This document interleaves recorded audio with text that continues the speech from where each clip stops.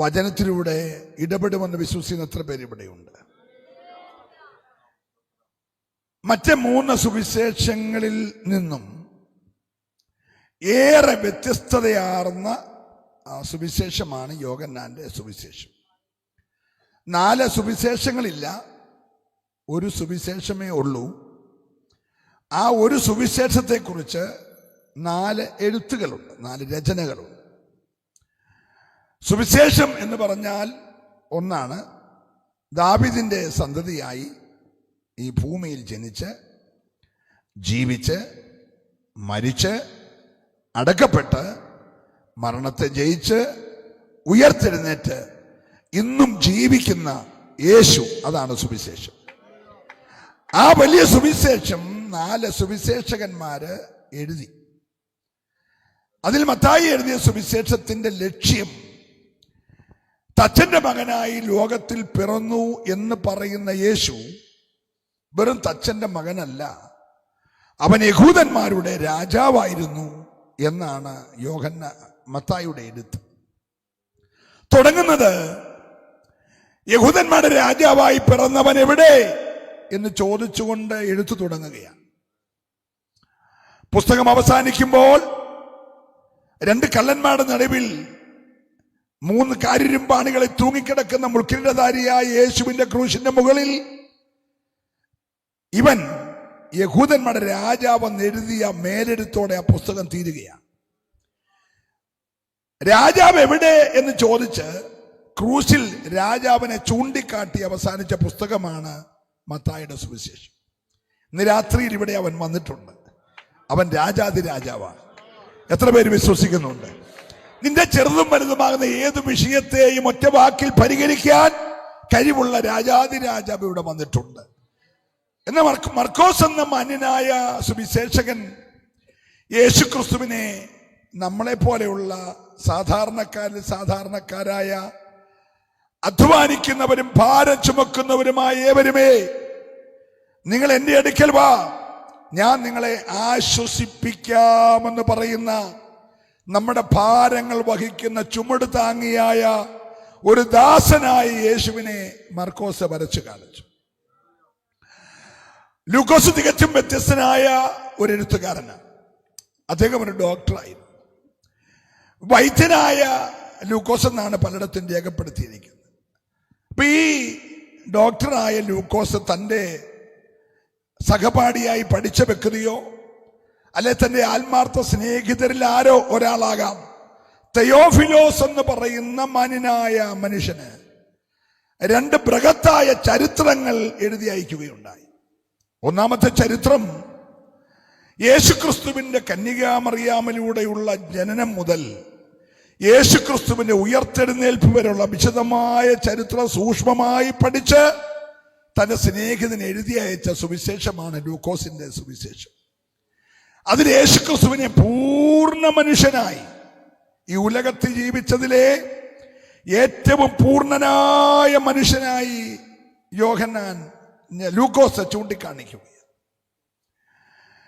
എന്നാൽ ഇവരിൽ 3 പേരും വ്യത്യസ്തമായി യോഹന്നാൻ എന്ന സുവിശേഷകൻ അതിപ്രധാനപ്പെട്ട 5 പുസ്തകങ്ങൾ പുതിയ നിയമത്തിൽ നമുക്ക് എഴുതി നൽകിയുണ്ട്. 1 യോഹന്നാന്റെ സുവിശേഷം, 2 1, 2, 3 ലേഖനങ്ങൾ എന്ന സഭയ്ക്ക് നൽകിയ അനുഗ്രഹീതമായ 3 ലേഖനങ്ങൾ, പുതിയ നിയമത്തിലെ ഏക പ്രവചന പുസ്തകമായ വെളിപ്പാട് പുസ്തകം യോഹന്നാൻ എഴുതി. അങ്ങനെ 5 അനുഗ്രഹീതമായ പുസ്തകങ്ങൾ നമുക്ക് നൽകിയ യോഹന്നാൻ ഇതര സുവിശേഷകന്മാരെഴുതിയ പല കാര്യങ്ങളും എഴുതിയിട്ടില്ല. ഇനി പ്രാർത്ഥിച്ചുകൊണ്ട് കേൾക്കണം. 1, മറ്റ് 3 സുവിശേഷകന്മാരും യേശുക്രിസ്തുവിന്റെ തിരുപ്പിറവി പരിശുദ്ധാത്മാവ് മറിയിൽ ഉൽപാദിതനാക്കിയ യേശുക്രിസ്തു കാലത്തിന്റെ സമ്പൂർണതയിൽ പിറന്ന് കാലിത്തൊഴുത്തിൽ കിടന്ന് നസറത്തിൽ വളർന്ന യേശുവിനെ കുറിച്ച് വളരെ വിശദമായി ആ തിരുപ്പിറവിയെക്കുറിച്ചും ആട്ടിടയന്മാർ ചെന്ന് കണ്ട് പാടി ദൈവത്തെ സ്തുതിച്ചതിനെ കുറിച്ചും വിദ്വാൻമാർ വന്ന് പൊന്നമോര് കുന്തിരിക്കം കാഴ്ചവച്ചതിനെ കുറിച്ചൊക്കെ വളരെ നന്നായിട്ട് അവരെഴുതിയെങ്കിലും യോഹന്നാൻ ആ കാര്യങ്ങളൊന്നും എഴുതിയിട്ടില്ല. 2, യേശുക്രിസ്തു ഹേരോദാവെന്ന രാജാവ് കൊല്ലാൻ തീരുമാനിച്ചപ്പോൾ തന്റെ വളർത്തച്ഛനായ യോസഫിന് ദൂതൻ പ്രത്യക്ഷനായി, നീ ശിശുവിനെയും അമ്മ മറിയെയും കൂട്ടിക്കൊണ്ട് മിസ്രൈമിലേക്ക് ഇറങ്ങിപ്പോകണമെന്ന് പറഞ്ഞ് ആ രാത്രിയിൽ ഒരു കഴുതക്കുട്ടിയുടെ പുറത്ത് കയറി അവർ മിസ്രൈമിലേക്ക് പോയ ചരിത്രം ഇതര സുവിശേഷകന്മാരെഴുതിയെങ്കിലും യോഹന്നാൻ അതിനെക്കുറിച്ച് ഒന്നും എഴുതിയില്ല. അവിടുന്ന് മടങ്ങി വന്നിട്ട് നസറേത്തിൽ പാർത്തത് കൊണ്ട് നസ്രായൻ എന്ന പേര് യേശുവിന് കിട്ടിയെന്ന് മറ്റ് സുവിശേഷകന്മാരെഴുതിയപ്പോൾ യോഹന്നാൻ അതിനെക്കുറിച്ചൊന്നും എഴുതിയില്ല. ചരിത്രത്തിലെ ഏറ്റവും വലിയ സംഭവമായി 12ാമത്തെ വയസ്സിൽ, ടീനേജ് പ്രായത്തിൽ, അപ്പനമ്മമാരുടെ കരം പിടിച്ച് യെരൂശലേം ദേവാലയത്തിലേക്ക് വന്നിട്ട് 3 ദിവസങ്ങൾ ദേവാലയത്തിൽ മഹാപുരോഹിതന്മാരോടും ശാസ്ത്രിമാരോടും പരീശന്മാരോടും സദൂക്യരോടും ന്യായപ്രമാണത്തിന്റെ പൊരുളുകളെ തിരിച്ചു കൊടുത്ത ആ ചരിത്ര സംഭവം, 12 വയസ്സുള്ള സ്കൂളിൽ പോയിട്ടില്ലാത്ത, വിദ്യാഭ്യാസമില്ലാത്ത യേശു വിദ്യാസമ്പന്നരായ പരീശന്മാരോടും വിദ്യാസമ്പന്നരായ മഹാപുരോഹിതന്മാരോടും ന്യായപ്രമാണത്തിന്റെ പൊരുൾ തിരിച്ചു കൊടുത്തത് യോഹന്നാൻ എഴുതിയിട്ടില്ല. കൂടെ പോയ യേശുവിനെ കാണാഞ്ഞ് മറിയയും ജോസഫും തിരിച്ചു വന്നതും അവരെ കൂട്ടി കൊണ്ടുപോകുന്നതും ഞാൻ എൻ്റെ പിതാവിനുള്ളതിൽ ഇരിക്കേണ്ടതല്ലയോ എന്ന് ചോദിക്കുന്ന സംഭവങ്ങളൊന്നും യോഹന്നാൻ എഴുതിയില്ല. എന്തിനേറെ മറ്റ് 3 സുവിശേഷക്കാർ നിരവധി ഉപമകൾ യേശു പറഞ്ഞതായിട്ടെഴുതി. നിരവധി ഉപമകൾ. ഒരു മനുഷ്യന് 100 ആടുണ്ടായിരുന്നു എന്നിരിക്കട്ടെ, അതിലൊന്ന് കാണാതെ പോയി. ആ ഇടയൻ 99നെയും ഗോശാലയിൽ ഇട്ടടച്ചിട്ട് കാണാതെ പോയി ഒന്നിനെ തേടിപ്പോയി. ആ ഏതോ മലയിടുക്കുകളിൽ കൊടിയ രക്തദാഹിയായ ചെന്നായുടെ കയ്യിൽ പിടിയാതെ മുള്ളു കുരുങ്ങിക്കിടന്ന് അതിനെ ആ മുള്ളറുത്തു മാറ്റി ചെന്നായുടെ കയ്യിൽ കൊടുക്കാതെ തോളി വെച്ചുകൊണ്ട് മടങ്ങി വന്ന നല്ല ഇടയനെ കുറിച്ച് യേശു പറഞ്ഞ ഉപമ യോഹന്നാൻ എഴുതിയില്ല. ഒരു സ്ത്രീയുടെ കയ്യിൽ 10 ദ്രഹ്മയുണ്ടായിരുന്നു, ഒന്ന് കാണാതെ പോയി. 9 മറച്ചു വെച്ചിട്ട് വിളക്ക് കത്തിച്ച് അടിച്ചുവാരി ആ ദ്രഹ്മ കണ്ടുകിട്ടിയ കാര്യം ഈ പുസ്തകത്തിൽ എഴുതിയില്ല. ഒരു ഹല്ലേലൂയ പറയണം. അർത്ഥാൽ ഈ ഉപമകളൊന്നും എഴുതാതെ ഈ പുസ്തകം തുടങ്ങുന്നത് ആദിയിൽ വചനമുണ്ടായിരുന്നു എന്ന് പറയുമ്പോൾ നമ്മുടെ കയ്യിലെ തിരുവഴുത്തിന്റെ ഉൽപ്പത്തി പുസ്തകം 1-ാം അധ്യായത്തിൽ ഒരാദിയിലുണ്ട്. ആ ആദിയിൽ നിന്നും ഒത്തിരി പുറകോട്ട് മാറി അനാദി നിത്യതയിലെ ആദിയെക്കുറിച്ചാണ് യോഹന്നാൻ പ്രതിപാദിക്കുന്ന. ഒരു സ്തോത്രം പറയണം. ഉൽപ്പത്തി 1:1 മോശ എഴുതിയ ആദി സമയത്തിന്റെ ആദിയ, കാലത്തിന്റെ ആദിയ, സൂര്യചന്ദ്രന്മാരുണ്ടായതിന്റെ ആദിയ, രാത്രിയും പകലും ഉണ്ടായത് രാത്രിയ, പാഴും ശൂന്യതയും മാറിയതിന്റെ ആദിയ. ഒരു സ്തോത്രം പറയണം. എന്നാൽ യോഹന്നാൻ എഴുതിയത് ഒന്നുമില്ലാതിരിക്കുമ്പോൾ, ഈ കാണുന്ന പ്രപഞ്ചം ഒന്നുമില്ലാതിരിക്കുമ്പോൾ, ഒരു ഗാലക്സി ഇല്ലാതിരിക്കുമ്പോൾ ആദിയിൽ യേശു ഉണ്ടായിരുന്നു. ഇന്ന് രാത്രി ഞാൻ പ്രസംഗിക്കാൻ വന്നിരിക്കുന്നത് 2000 വർഷം മുമ്പേ ഉണ്ടായ യേശുവിനെ കുറിച്ചല്ല, ഉലകമുണ്ടാകുന്നതിന് മുമ്പേ അനാദി നിത്യതയിൽ ഉണ്ടായിരുന്ന യേശുവിനെ കുറിച്ച്. സന്തോഷമുള്ളവര് കരമടിച്ച് ഈ രാത്രി ദൈവത്തെ സ്തുതിക്കണം. Hallelujah, praise the Lord. യേശുക്രിസ്തുവിനെ പരിചയപ്പെടുത്തുന്നതിന് വേണ്ടി ആദിയിൽ വചനമുണ്ടായിരുന്നു, വചനം ദൈവത്തോടു കൂടെയായിരുന്നു, വചനം ദൈവമായിരുന്നു എന്ന് പറഞ്ഞിട്ട് അടുത്ത വാക്യം സഹോദരി അടുത്തകൾ ഒന്ന് വായിച്ചു. അവനാദിയിൽ ദൈവത്തോട് കൂടെയായിരുന്നു. അവനാദിയിൽ വചനം, വചനം എന്ന് പറഞ്ഞു വന്നിട്ട് അടുത്ത വാക്കിൽ വചനം അവനായി. അവനാദിയിൽ, യേശുവാദിയിൽ ദൈവത്തോട് കൂടെയായിരുന്നു. സകലവും അവൻ മുഖാന്തരമുള്ളതായി. ഈ കാണുന്ന സകലവും ദൃശ്യമായതും അദൃശ്യമായതും. ഒരു സ്തോത്രം പറയണം. സ്നേഹിത, ഇന്ന് രാത്രി ദൃശ്യമായി കാണാവുന്നതും നമ്മുടെ കണ്ണിൽപ്പെടാതെ അദൃശ്യമായി നിൽക്കുന്ന സകലതും യേശു മുഖാന്തരം ഉളവായി. ഉളവായതൊന്നും അവനെ കൂടാതെ ഉളവായിട്ടില്ല. അവൻ ആരംഭമാണ്, അവൻ ആൽഫയാണ്, അവൻ അന്ത്യമാണ്, അവൻ ഒമേഗയാണ്, അവൻ അസാധ്യമായതൊന്നുമില്ല. ഇന്ന് രാത്രി യേശുവിനെ ഉയർത്തുമ്പോൾ നിന്റെ ജീവിതത്തിന്റെ സകല വിധമാകുന്ന അവസ്ഥകളെയും രൂപാന്തരപ്പെടുത്തി മാറ്റിമറിക്കാൻ കഴിവുള്ള ഒരു സൃഷ്ടിതാവാണ് യേശു. ഓ ഹല്ലേലൂയ. അവൻ ദൈവത്തോട് കൂടെയായിരുന്നു, സകലവും അവൻ മുഖാന്തരം ഉളവായി, ഉളവായതൊന്നും അവനെ കൂടാതെ ഉളവായതല്ല. അടുത്ത വാക്യം, അവനിൽ ജീവൻ ഉണ്ടായിരുന്നു. അതാ ഭയങ്കരം. ഒരു സ്വോത്രം പറഞ്ഞേ. ഇന്ന് രാത്രി എന്നെ നമ്മുടെ ബഹുമാനപ്പെട്ട പാസ്റ്റർ, പേരെന്താ പാസ്റ്ററെ? സുനിൽ പാസ്റ്റർ പരിചയപ്പെടുത്തി. നമ്മുടെ നടുവില് നമ്മള് ക്ഷണിച്ചിരുന്ന pastor P C Cherian pastor വന്നു. പാസ്റ്ററിൽ ജീവനുണ്ട് എന്ന് പറഞ്ഞാൽ നിങ്ങൾ ചിരിക്കുമോ? ഹലോ, യോഹന്നാൻ എഴുതുകയാണ്, അവൻ ദൈവത്തോടു കൂടെയായിരുന്നു, അവൻ വചനമായിരുന്നു, ഉളവായതെല്ലാം അവൻ മൂലമാണ് ഉളവായത്, അവനിൽ. പറഞ്ഞെല്ലാരും ഇന്ന് രാത്രി എനിക്ക് പ്രസംഗിക്കാനുള്ള വിഷയം നിങ്ങൾ ശ്രദ്ധിക്കണം. അവനിൽ. എല്ലാരും പറഞ്ഞേ, ജീവനോടെ ഒന്ന് പറഞ്ഞേ. ഇന്ന് രാത്രി അവനിൽ ജീവനുണ്ടായിരുന്നു.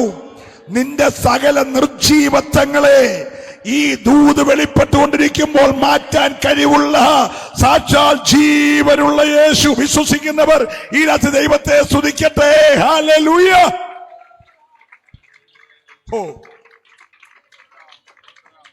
അപ്പൊ യേശു ക്രിസ്തു അനാദി നിത്യതയിലെ ദൈവമാണെന്ന് പറഞ്ഞു വന്നിട്ട് യേശുവിനെ പരിചയപ്പെടുത്താൻ വേണ്ടി ഉലകത്തിലേക്ക് വന്ന യോഹന്നാനെ തുടങ്ങുകയാണ്. അടുത്ത പാരഗ്രാഫ് വായിക്കുമ്പോൾ, അവൻ മനുഷ്യരുടെ വെളിച്ചമായിരുന്നു, വെളിച്ച ഇരുളിൽ പ്രകാശിക്കുന്നു, ഇരുളോ അതിനെ പിടിച്ചടക്കിയില്ല. സമയത്തിന്റെ ദൗർലഭ്യം കൊണ്ട് 19-ാമത്തെ വാക്യം വായിച്ചു. നീ ആരെന്ന് യോഹന്നാനോട് ചോദിക്കേണ്ടതിന് യഹൂദന്മാർ യെരുശലേമിൽ നിന്ന് പുരോഹിതന്മാരെയും ലേവ്യരെയും അവന്റെ അടുക്കൽ അയച്ചപ്പോൾ അവന്റെ സാക്ഷ്യം എന്തെന്നാൽ, അവൻ മറുക്കാതെ ഏറ്റുപറഞ്ഞു, ഞാൻ ക്രിസ്തുവല്ല എന്ന് ഏറ്റുപറഞ്ഞു. പിന്നെ എന്ത്, നീ ഏലിയാവോ എന്ന് അവനോട് ചോദിച്ചേന്, അല്ല എന്ന് പറഞ്ഞു. 6-ാമത്തെ വാക്യം തുടങ്ങിയത് നിങ്ങൾ ശ്രദ്ധിച്ചു. എന്താണ് 6-ാമത്തെ വാക്യം? ദൈവം അയച്ചിട്ട് ഒരു മനുഷ്യൻ വന്നു, ആദിയിൽ വചനമായിരുന്ന അവനിൽ ജീവനുണ്ടായിരുന്നു എന്ന് പറഞ്ഞൊരു പാരഗ്രാഫ് അവസാനിപ്പിച്ചിട്ട് മറ്റൊരു മനുഷ്യനെ വെളിപ്പെടുത്തുകയാണ്. ശ്രദ്ധിച്ചു കേൾക്കണം. ആ മനുഷ്യന്റെ പേര് പരാമർശിക്കപ്പെടും മുമ്പേ എഴുത്തുകാരനായ യോഹന്നാൻ പറയുകയാണ്, ആ മനുഷ്യൻ ചുമ്മാതെ വലിഞ്ഞു കയറി വന്നതല്ല, ദൈവം അയച്ചിട്ട്.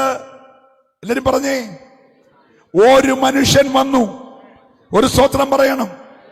ഈ വാക്യം വായിക്കുമ്പോൾ തൊട്ടു പുറകിൽ, മത്തായിക്ക് പുറകിൽ മലാക്കി എന്ന ശക്തനായ ഒടുവിലത്തെ പ്രവാചകൻ പ്രവചിച്ച്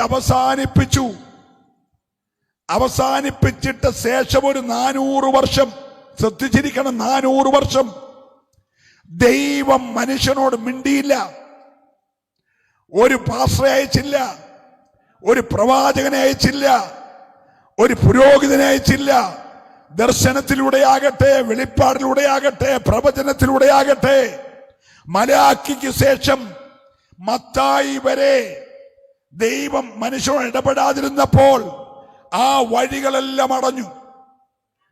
വഴികൾ അടഞ്ഞ് മുഴുവൻ വനം പോലെയായി. ഈ സമയത്ത് ദൈവം ഒരു മനുഷ്യനെ അയച്ചു. അവന്റെ പണി വഴി വെട്ടുകയായിരുന്നു. നിങ്ങൾ സ്തോത്രം പറയണം. ദൈവവും മനുഷ്യനും തമ്മിൽ അടഞ്ഞുപോയ വഴി മരുഭൂമി എന്ന് വന്ന ഈ മനുഷ്യൻ വെട്ടി. അവന്റെ പേരാണ് ദൈവത്തിന് വേണ്ടി വഴിയൊരുക്കാൻ ദൈവം അയച്ച യോഹന്നാൻ. സ്തോത്രം പറഞ്ഞേ. ഇന്ന് രാത്രി ഇവിടെ മുറ്റത്ത് കൺവെൻഷൻ പന്തലൊക്കെ ഇട്ട് ഒരുക്കിയെങ്കിൽ ആരൊക്കെയോ വഴി വെട്ടിക്കൊണ്ടിരിക്കുക. തകർന്ന നിന്റെ കുടുംബത്തെ പണിയേണ്ടതിന്, ലക്ഷ്യം നഷ്ടപ്പെട്ട പലതിനെയും യേശു ക്രിസ്തുവിലേക്ക് അടുപ്പിക്കേണ്ടതിന് സ്വർഗം ഇന്ന് രാത്രിയിൽ വഴി വെട്ടുന്നതോർത്ത് ഓ ഹല്ലേലൂയ. ആ മനുഷ്യനെ കുറിച്ച് എഴുതിയിരിക്കുന്നത് അവൻ മരുഭൂമിയിൽ നിന്ന് വന്നവനെന്നാണ്. യേശുക്രിസ്തുവുമായി 6 മാസത്തിന്റെ പ്രായവ്യത്യാസം ഈ മനുഷ്യനുണ്ട്. യേശുക്രിസ്തു ജനിക്കുന്നതിന് 6 മാസം മുമ്പേ കൂറിന്റെ ക്രമപ്രകാരം ആലയത്തിൽ ശുശ്രൂഷിക്കുന്ന സെക്കരിയാവ് എന്ന മഹാപുരോഹിതന് ശുശ്രൂഷ ചെയ്യാൻ നറുക്കു വീണു എന്ന് പറഞ്ഞ അർത്ഥം, ഇവിടെ പാട്ടുപാടി പ്രാർത്ഥിച്ചു, അധ്യക്ഷൻ വന്നു, പ്രസംഗിക്കാൻ എനിക്ക് നറുക്കു വീണു. ഇനി 9:30 വരെ എൻ്റെ കയ്യിലാണ് കാര്യങ്ങൾ. അതേപോലെ ശുശ്രൂഷയ്ക്ക് സെക്കരിയാവിന് നറുക്കു വീണു. സെക്കരിയാവ് ശുശ്രൂഷയ്ക്കായിട്ട് അകത്തോട്ട് കയറിയപ്പോൾ സ്വർഗം ഒരു ദൂതനെ അവന്റെ അടുക്കൽ അയച്ചു. വന്യവയോധികനായ പ്രായം കൊണ്ട് ശുശ്രൂഷകൾ അവസാനിപ്പിച്ച് വീട്ടിൽ പോയി വിശ്രമിക്കേണ്ടിയ സെക്കരിയാവിനെ ദൈവം വിളിച്ചു പറഞ്ഞു, സെക്കരിയാവേ, നിന്റെ പ്രാർത്ഥനയ്ക്ക് ഉത്തരമായി. ഈ രാത്രി 17ാമത്തെ രാത്രി പ്രാർത്ഥിക്കുന്ന നിന്നോട് ഞാൻ ആത്മാവി പറയട്ടെ, വിശ്വസിക്കാൻ കഴിയുമോ നിന്റെ പ്രാർത്ഥനയ്ക്ക് ഉത്തരമായെന്ന്? വിശ്വസിക്കുന്നവര് മാത്രമേ ആരാധിക്കാവുള്ളൂ. ദിവസങ്ങളായി കരഞ്ഞ് പ്രാർത്ഥിക്കുന്ന നിന്റെ പ്രാർത്ഥനയ്ക്ക് ഉത്തരമായി എന്ന് സ്വർഗം വിളിച്ചു പറഞ്ഞാൽ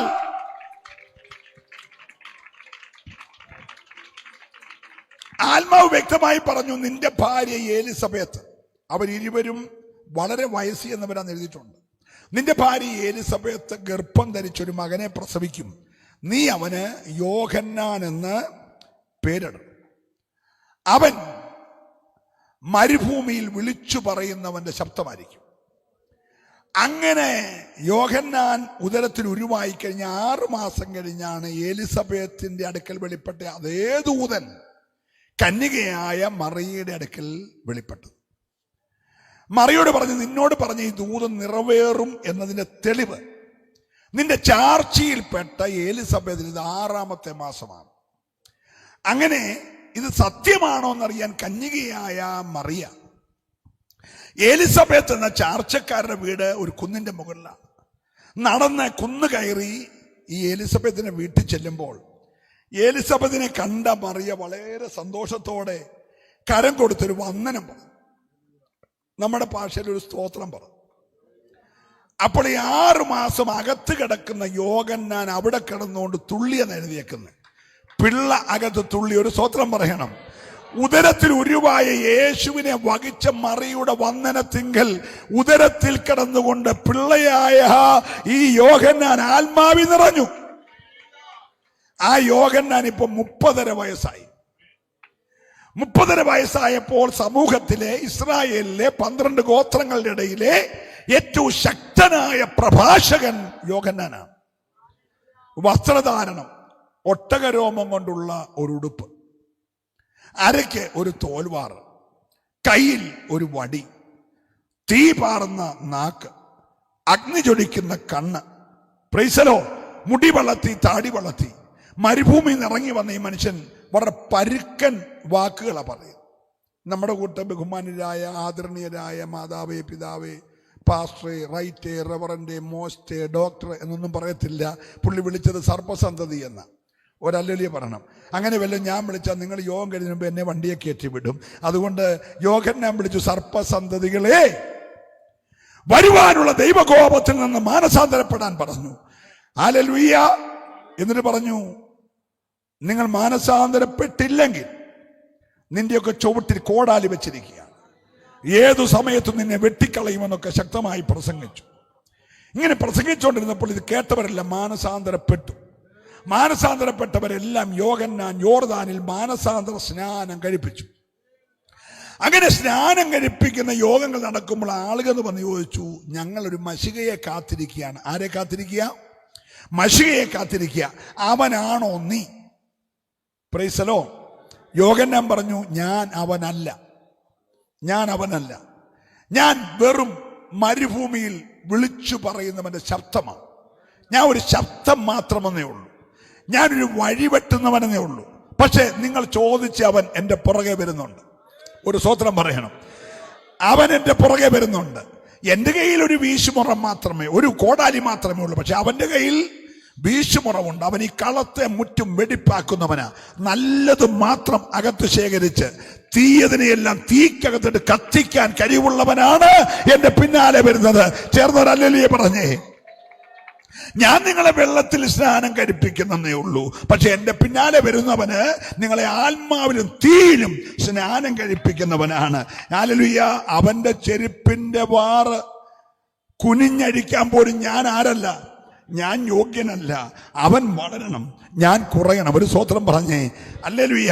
അങ്ങനെ അവൻ എന്ന് പറഞ്ഞ് തന്റെ പുറകെ വരുന്ന ആരെയോ ഒരാളെ കുറിച്ച് എല്ലാ യോഗത്തിലും ഇങ്ങനെ പ്രസംഗിച്ചുകൊണ്ടിരിക്കുമ്പോൾ ആ യോഗത്തിന്റെ പുറകിൽ ഒരു മനുഷ്യൻ വരുന്നു. 30 വയസ്സ് പ്രായം, പ്രസംഗകനെ കടൽ 6 മാസം എളുപ്പം. ഒരു സ്തോത്രം പറയണം. ഹല്ലേലൂയ.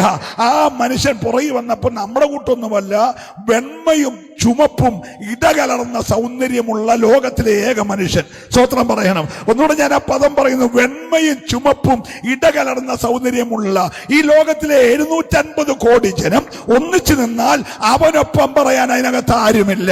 അവൻ 1000ങ്ങളിൽ സുന്ദരനാണ്, അവൻ 10,000ങ്ങളിൽ സുന്ദരനാണ്, അവൻ വെണ്മയും ചുമപ്പുള്ളവനാണ്. ഇന്ന് രാത്രി അവൻ ഇവിടെ എഴുന്നള്ളി വന്നിട്ടുണ്ട്. വിശ്വസിക്കുന്നവർ മാത്രം ചേർന്ന് ഈ രാത്രി ദൈവത്തെ സ്തുതിച്ചാരാധിക്കട്ടെ. ഹല്ലേലൂയ. രണ്ടാമത്തെ രാത്രിയിലും കടന്നുപോയ യേശു വീണ്ടും യോഗത്തിന് വന്നു.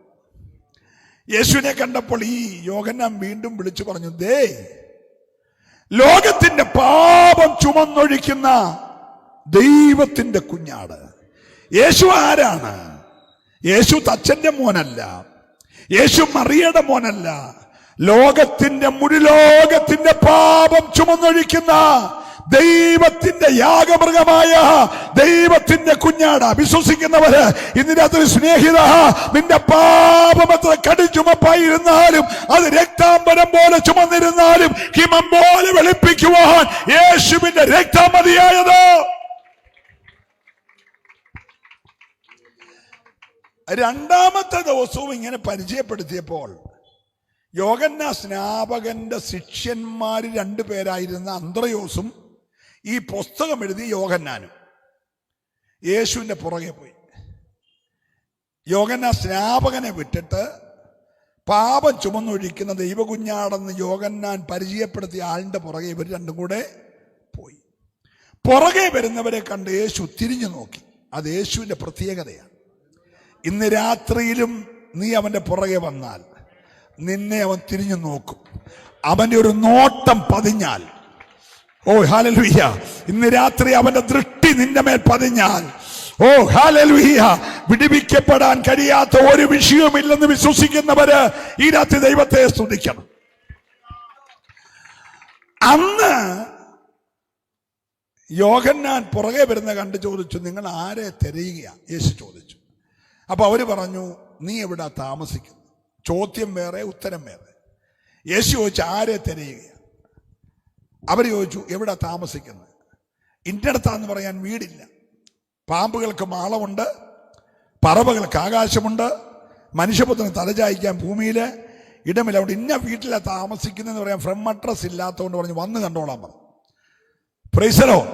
അപ്പൊ ഇവർ 2 കൂടി. അന്ന് കൂടിയ യോഹന്നാൻ, ശ്രദ്ധിച്ചേ, അന്ന് കൂടിയ യോഹന്നാൻ ക്രൂശിന്റെ ചുവട്ടി വരെ, അമ്മയെ യോഹന്നാനെ ഏൽപ്പിക്കുന്നത് വരെ, അല്ല പിതാവേ എല്ലാം നിവർത്തിയായി എന്ന് പറഞ്ഞ് പ്രാണനെ തൃക്കരങ്ങളിൽ ഏൽപ്പിക്കുന്നത് വരെ, അല്ല ഈ അരിമത്തിയിലെ യോസഫും നീക്കോദീമോസും കല്ലറയിൽ കൊണ്ട് വെക്കുന്നത് വരെ, ഇറങ്ങി പുറപ്പെട്ട നിമിഷം മുതൽ 3.5 വർഷം മാറിടം ചാരി സന്തത സഹചാരിയായി നിന്ന യോഹന്നാൻ എഴുതിയ സുവിശേഷത്തിലെ ഒരു വാക്യമാണ് നമ്മൾ വായിച്ചേ.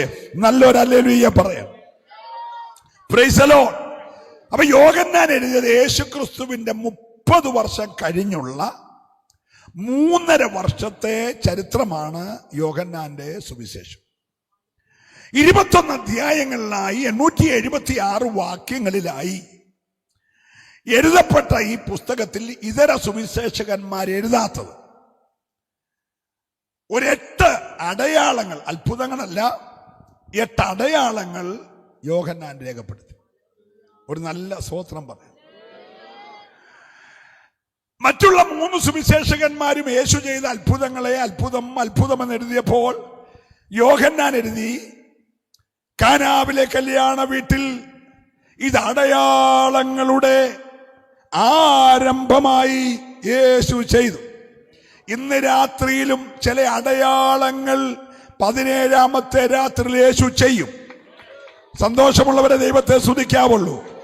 നിന്നെ പകച്ചവർ കണ്ട് ലക്ഷിക്കേണ്ടതിന് ഈ രാത്രി നന്മയ്ക്കായി ചില അടയാളങ്ങൾ നിനക്ക് വേണ്ടി, നിന്റെ കൂടാരത്തിൽ, നിന്റെ തലമുറയ്ക്ക് വേണ്ടി, ഇന്ന് രാത്രിയിൽ നിന്റെ ശുശ്രൂഷയ്ക്ക് വേണ്ടി, നിന്റെ സഭയിൽ ഒരടയാളം ദൈവം ചെയ്യുമെന്ന്.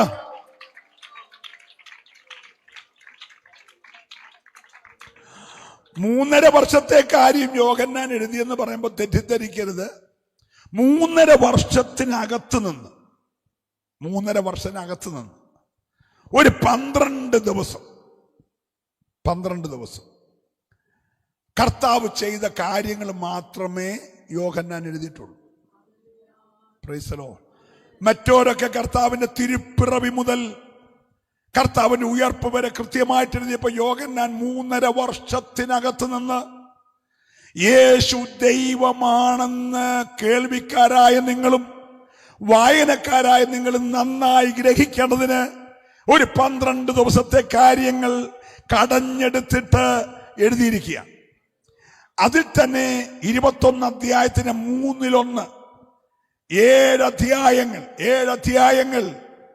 236 വാക്യങ്ങൾ യേശു ക്രിസ്തുവിന്റെ കഷ്ടാനുഭവം, യേശു ക്രിസ്തുവിന്റെ ക്രൂശീകരണം, യേശു ക്രിസ്തുവിന്റെ മരിച്ചടക്കം, യേശു ക്രിസ്തുവിന്റെ ഉയർപ്പി സംഭവിച്ച കാര്യങ്ങൾ 7 അധ്യായങ്ങളിലായി 236 വാക്യത്തിൽ എഴുതിയിരിക്കുക. ഒരു സ്തോത്രം പറയണം.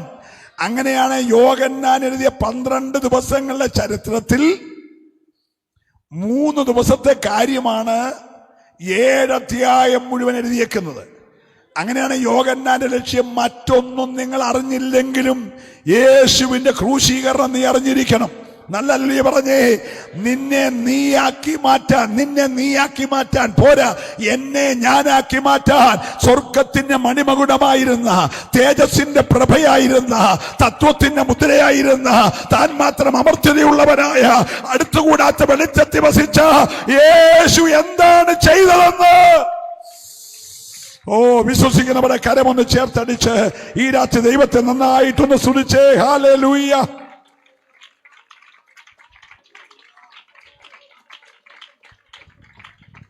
അനാദി നിത്യതയിലെ നിത്യനായ ദൈവം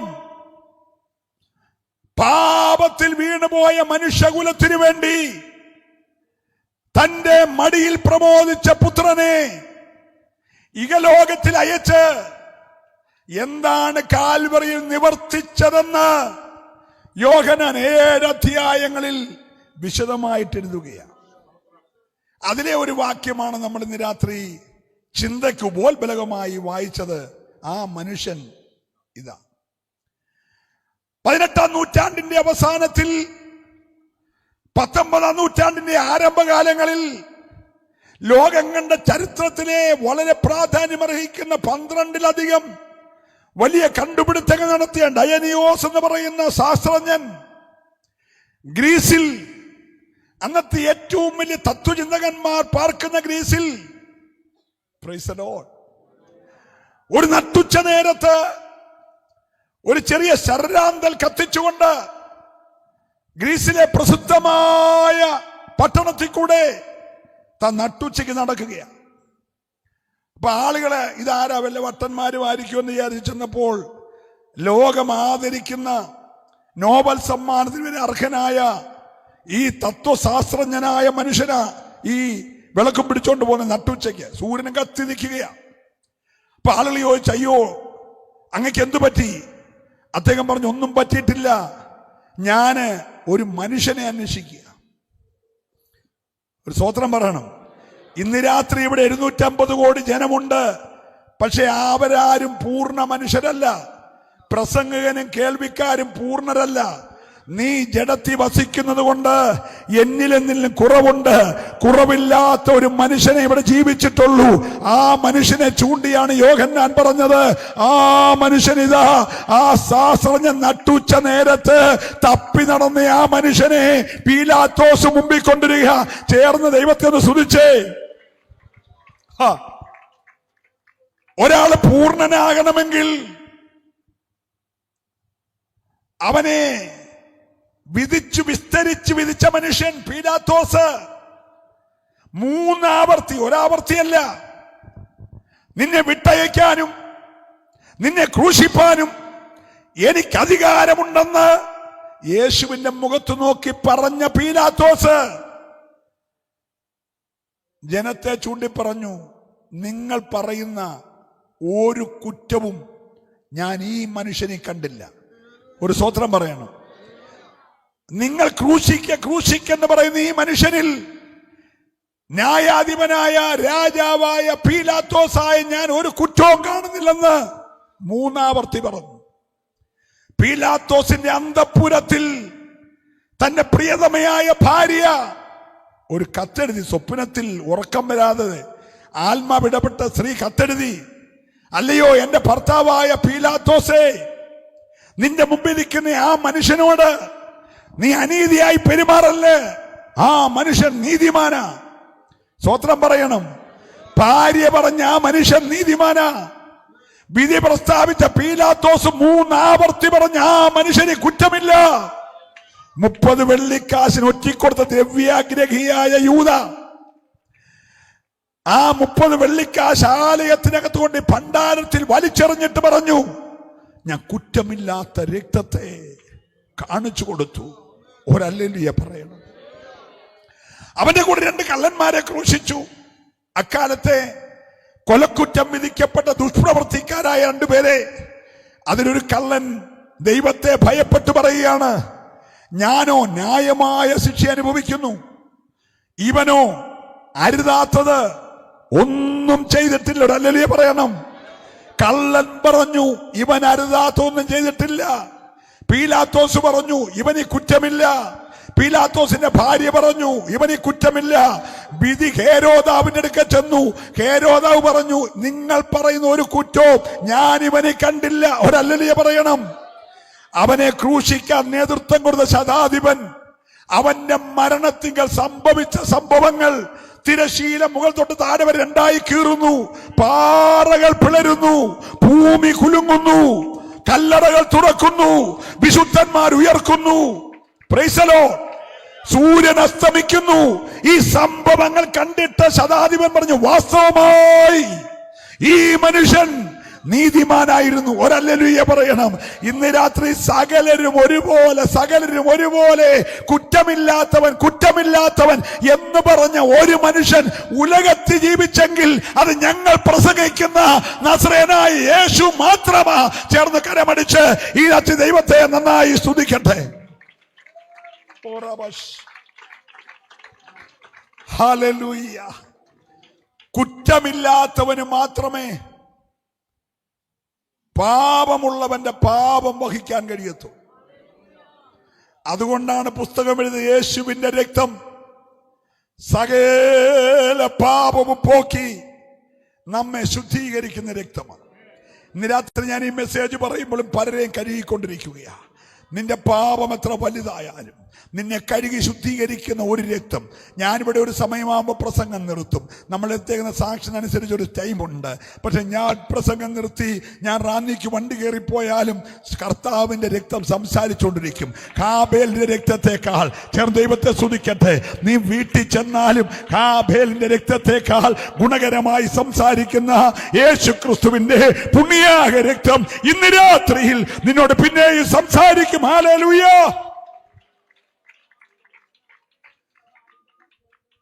അപ്പൊ 3.5 വർഷത്തെ 12 ദിവസങ്ങളിലെ അതിപ്രധാനപ്പെട്ട കാര്യങ്ങൾ എഴുതുമ്പോൾ ഒന്നാമത് താൻ എഴുതി, കാനാവിലെ വീട്ടിൽ ഒരു കല്യാണം ഉണ്ടായി. ആ കല്യാണത്തിന് യേശുവിനെയും ശിഷ്യന്മാരെയും ക്ഷണിച്ചിരുന്നു. അവരും അതിന് വന്നിട്ടുണ്ട്. അവിടെ വീഞ്ഞ് തീർന്നുപോയി. യഹൂദനെ സംബന്ധിച്ച് വീഞ്ഞു തീരുക എന്ന് പറഞ്ഞാൽ വളരെ ഗൗരവമുള്ള വിഷയം. അവൻ്റെ വിവാഹസദ്യയിലെ പ്രധാനപ്പെട്ട ഒരു വിഭവമാണ് നല്ല രുചികരമായ വീഞ്ഞു കൊടുക്കുന്നത്. അത് പറയുമ്പോൾ നിങ്ങൾ ആരെങ്കിലും വിചാരിക്കുന്ന കേരളത്തിൽ ഇറങ്ങിക്കുന്ന ലഹരിയൊന്നും അല്ല സാധനം. Price the Lord. അത് യഥാർത്ഥമായ ഒറിജിനൽ മായം ചേരാത്ത മുന്തിരിയിൽ നിന്നും എടുക്കുന്നതാണ് വീഞ്ഞ്. ഈ വീഞ്ഞ് തീരുക എന്ന് പറയുമ്പോൾ ഇന്നത്തെ കൂട്ടുള്ള കേറ്ററിംഗുകാർക്കോ ഒന്നും ഓർഡർ കൊടുത്തേക്കുന്ന കേസല്ല. നിങ്ങൾ ആ സംഭവം ശ്രദ്ധിച്ച് കേൾക്കണം. യഹൂദന്റെ വീട്ടിൽ ഒരു മകനോ മകളോ ജനിക്കുന്നതിന് മുമ്പേ ഈ പെൺകുട്ടിയുടെ വീട്ടിലാണ് പെൺകുട്ടിയുടെ പ്രസവം നടക്കുന്നത് യഹൂദന്റെ നാട്ടിൽ. അപ്പൊ അവൻ താമസിക്കുന്ന കൊച്ചു കൂടാരത്തിനോട് ചേർന്ന് അതിനുവേണ്ടി ഒരു റൂമുണ്ട്. ആ റൂമിൽ പ്രസവത്തിന്റെ ഡേറ്റ് ആകുന്നു എന്ന് കാണുന്നതിന് ഒരാഴ്ച മുമ്പേ സൂതികർമ്മിണിയെ വരുത്തും. സൂതികർമ്മിണി വന്ന് ഇവളും സൂതികർമ്മിണി മാത്രമാണ് ആ മുറി പിന്നെ താമസിക്കുന്നത്. അതിനൊരു ചെറിയ കിളിവാതിലുണ്ട്. ഈ ജനിക്കാൻ പോകുന്ന കൊച്ചിന്റെ അപ്പൻ തൻ്റെ വീട്ടിൽ പിറക്കാൻ പോകുന്ന തൻ്റെ കുഞ്ഞ് ജനിച്ചു കഴിയുമ്പോൾ അതൊരാഘോഷമാക്കി മാറ്റാൻ ഏറ്റവും നല്ല പാട്ടുകാരെ നമ്മുടെ സിംസോൻ മാർട്ടിൻ പോലുള്ള നല്ല ടീമിനെ വിളിച്ചു വരുത്തും. ഇതുപോലുള്ള സംഗീത ഉപകരണങ്ങളെല്ലാമായിട്ട് വിളിച്ചു വരുത്തും. അവരെല്ലാം വന്ന് മുറ്റത്ത് ക്യാമ്പ് അടിച്ചേക്കുക. പ്രസവം നടന്ന് കൊച്ചകത്ത് കരയുമ്പോൾ ഈ കിളിവാതിൽ തുറന്ന് സൂതികർമ്മിണി പുറത്തോട്ട് വിളിച്ചു പറയും, നമ്മുടെ മറിയ പ്രസവിച്ചു, കൊച്ച ആണാണ് എന്ന് പറഞ്ഞാൽ പിന്നെ ഇവർ പരിപാടി തുടങ്ങുക.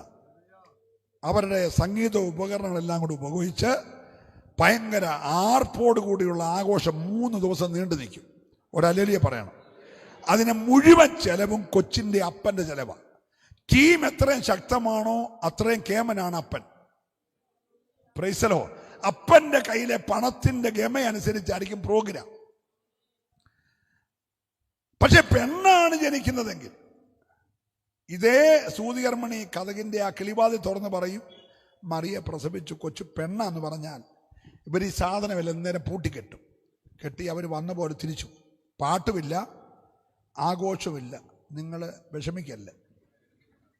യഹൂദന്റെ കാര്യമാണ് പറയുന്നത്. Price the Lord.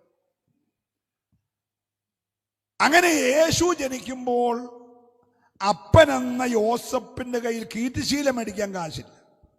എന്തിനേറെ നല്ല ലോഡ്ജ് അവിടെ ഉണ്ടായിരുന്നു. പക്ഷേ അവർക്ക് ഇടം കിട്ടിയില്ലെന്ന.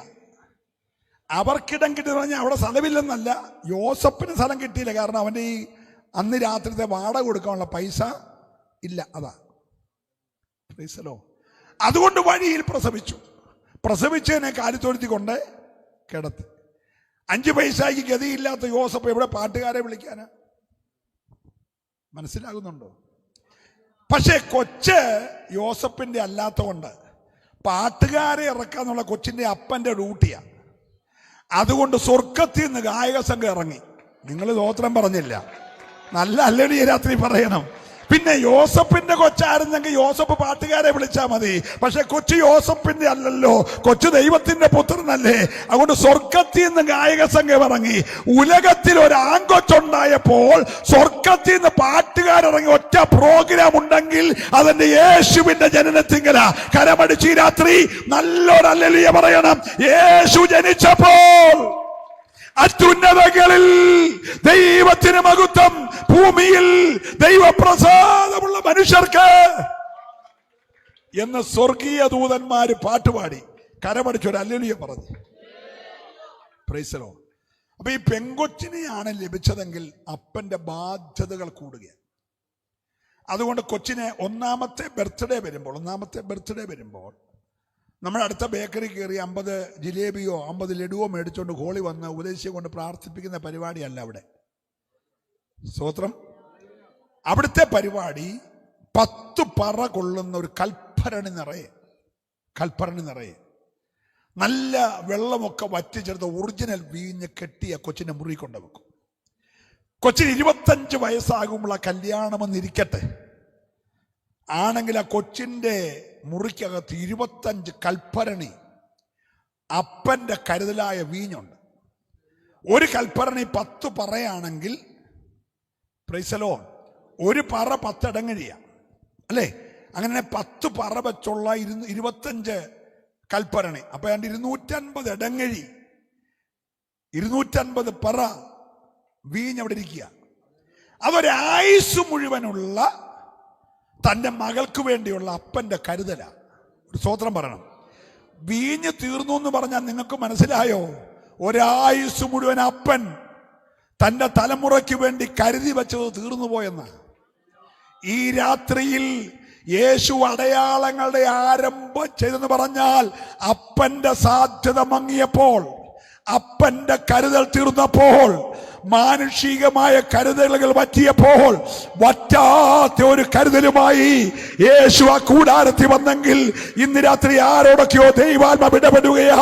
നീ സൂക്ഷിച്ചു വെച്ചതൊക്കെ ഒരു പക്ഷെങ്കിൽ മാറിപ്പോയാലും, സമയം വരുമ്പോൾ ഉതകാതെ പോയാലും, ഇന്ന് രാത്രിയിൽ ഒറ്റ വാക്കുകൊണ്ട് നിന്റെ പ്രശ്നത്തെ പരിഹരിക്കാൻ കഴിവുള്ള ഒരു യേശു ഇവിടെയുണ്ട്.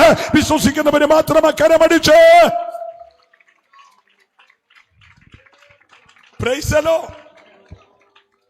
ഇത് കലവറയെ സംഭവിച്ച കാര്യമാണ്. ഗസ്റ്റായിട്ട് വന്ന ആരും ഇത് അറിഞ്ഞിട്ടില്ല. സ്തോത്രം. നല്ല കേറ്ററിംഗുകാരനാണെങ്കിൽ വിരുന്നുപാടി, അന്ന് വിരുന്നുപാടിയുണ്ട്, ഇപ്പോഴത്തെ കൂട്ട് കേറ്ററിംഗുകാരല്ല, അതൊക്കെ വിരുന്നുപാടി മുണ്ടൊക്കെ ഇങ്ങനെ മടക്കി കുത്തുമ്പോൾ ഫ്രണ്ട് വശം താഴോട്ട് ഇങ്ങനെ ഇട്ട് ഒരു പ്രത്യേക രീതിയിൽ മുണ്ടെടുത്ത് അരയ്ക്കൊരു തോർത്തൊക്കെ കെട്ടി പുള്ളിയാണ് ഈ കാര്യമെല്ലാം ചെയ്യുന്നുള്ള ഒരാളായിട്ടാണ് നിൽക്കുന്നത്. അന്ന് വീട്ടിൽ തന്നെയാണ് പന്തലൊക്കെ. വീട്ടിൽ പന്തലിട്ട് കല്യാണം നടത്തിയവരുണ്ടോ ഇവിടെ? ഉണ്ട്. വളരെ മനോഹരമാണ്. അതിൻ്റെ ഒരു മൂലയ്ക്ക് കലവറയുണ്ട്. നല്ല പഴം പഴുത്ത് നിൽക്കുന്നു, പുളിശ്ശേരി, എരിശ്ശേരി, മീൻകറിയൊക്കെ അതിനകത്തിരിക്കുന്നു. നമ്മളിങ്ങനെ മണം പിടിച്ച് പുറകെ കൂടെ നടക്കുന്നു. വിരുന്നുപാടി അറിയാതെ ആ മുറി കയറാനായിട്ട് ആർക്കും മനസ്സിലാകുന്നുണ്ട്. ഹല്ലേലൂയ. അങ്ങനെയുള്ള വീട്ടിനകത്ത് വീഞ്ഞു തീർന്നു. ഈ കാര്യം മറിയ അറിഞ്ഞു. മറിയ അത് യേശുവിനോട് പറഞ്ഞു. യേശു അത് ആരോടും പറഞ്ഞില്ല. എന്നിട്ട് മറിയ പറഞ്ഞു അവൻ എന്തേലും പറയാതെ അങ്ങ് ചെയ്തോണം, ചോദ്യം ചെയ്യാതെ. യേശു നോക്കിയപ്പോൾ ഇത് കലവറയ്ക്കകത്തിരുന്ന അനുഗ്രഹമാണ്. സ്തോത്രം പറയണം. അപ്പനറിയാതെ, മണവാളനറിയാതെ, മണവാട്ടി അറിയാതെ, വിരുന്നുവാഴി അറിയാതെ എപ്പോഴോ കലവറയ്ക്കകത്തിരുന്ന അപ്പന്റെ കരുതൽ വീട് വിട്ടിറങ്ങി, കലവറ വിട്ടിറങ്ങി, അവന്റെ പറമ്പ് വിട്ടിറങ്ങി, താഴത്തെ കിണറ്റിൽ പോയി കിടക്കുക. അത് ഉയർത്താൻ ഇന്ന് രാത്രി PC ചെറിയാന്റെ കണ്ണിന് കഴിയത്തില്ല. അഗ്നിജാലക്കൊത്ത കണ്ണുള്ളവനെ കഴിയത്തുള്ളൂ. നിന്റെ കൂടാരത്തിന്റെ അകത്തിരുന്ന നന്മ നീ അറിയാതെ ഒഴുകിപ്പോയെങ്കിൽ ആരോടോ ശക്തമായി ദൈവാത്മാവ് ഇടപെടുകയാ. ഇന്ന് രാത്രിയിൽ താണുപോയ നിന്റെ അനുഗ്രഹത്തെ, നിന്റെ തലമുറയുടെ നന്മയെ ഈ രാത്രി ഒറ്റ വാക്കിൽ ഉയർത്തിക്കൊണ്ടുവരാൻ വിശ്വസിക്കുന്നവർ കരമടിച്ച് ആരാധിച്ചോ. ഈ രാത്രി മറ്റുള്ളവർക്ക് അതിശയം തോന്നുന്ന ഒരു വിടുതൽ അടയാളം ഈ ദൂത് പറയുമ്പോൾ നിന്റെ കൂടാരത്തിൽ നടക്കുകയോ.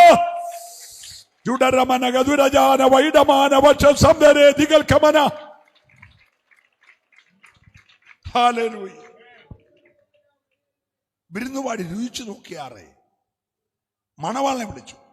എടോ താൻ എന്താ പണിയാ കാണിച്ചു? എന്നെ സമൂഹത്തിൽ അപമാനിക്കലായിരുന്നു. ഇത്രയും നല്ല സാധനം വെച്ചിട്ട് ഇതുവരെ കൊടുത്തത് എന്തുവാ? ഇതുവരെ എവിടെ വെച്ചിരിക്കുകയായിരുന്നു?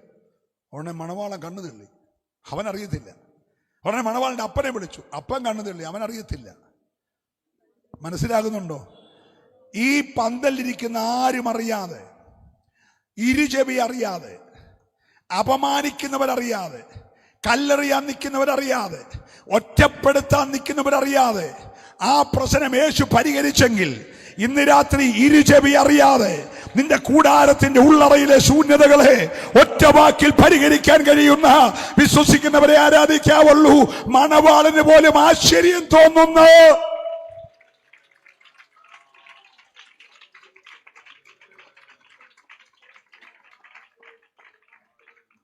അപ്പൊ 1-ാം അധ്യായത്തിൽ യോഹന്നാന്റെ ശുശ്രൂഷ, 1-ാം അധ്യായത്തിൽ 1/2 വയസ്സ് വ്യത്യാസമുള്ള യേശുക്രിസ്തുവിന്റെ രംഗപ്രവേശനം, 2-ാം അധ്യായത്തിൽ കാനാവിലെ അടയാളം, 3-ാം അധ്യായത്തിൽ ഒരു രാത്രിയിൽ ഈ കാനാവിലെ പ്രോഗ്രാം കഴിഞ്ഞ് രാത്രിയിൽ യേശു തച്ചനായ ജോസഫിന്റെ വീടിനകത്തിരിക്കുമ്പോൾ ആ നാട്ടിലെ ഏറ്റവും പ്രമാണിയായ മനുഷ്യൻ, യഹൂദന്മാരുടെ ഇടയിലെ പ്രമാണിയും പരീശന്മാരുടെ കൂട്ടത്തിലെ ധന്യനായ മനുഷ്യൻ, പ്രായം കൊണ്ടും പക്വത കൊണ്ടും വിദ്യാഭ്യാസം കൊണ്ടും ന്യായപ്രമാണത്തിന്റെ അറിവ് കൊണ്ടും ജനത്തിന്റെ ശാസ്ത്രീയായ മനുഷ്യൻ, ജനത്തെ പഠിപ്പിക്കുന്നവൻ, ജനം ആദരിക്കുന്നവൻ, രാത്രിയിൽ മുന്നറിയിപ്പില്ലാതെ യേശു പാർക്കുന്ന കൊച്ചു തച്ചന്റെ കുടിലിൽ കയറി വന്ന് യേശുവിനെ കണ്ട മാത്രയിൽ വാനോളം പുകഴ്ത്തി പറഞ്ഞു, യേശുവേ,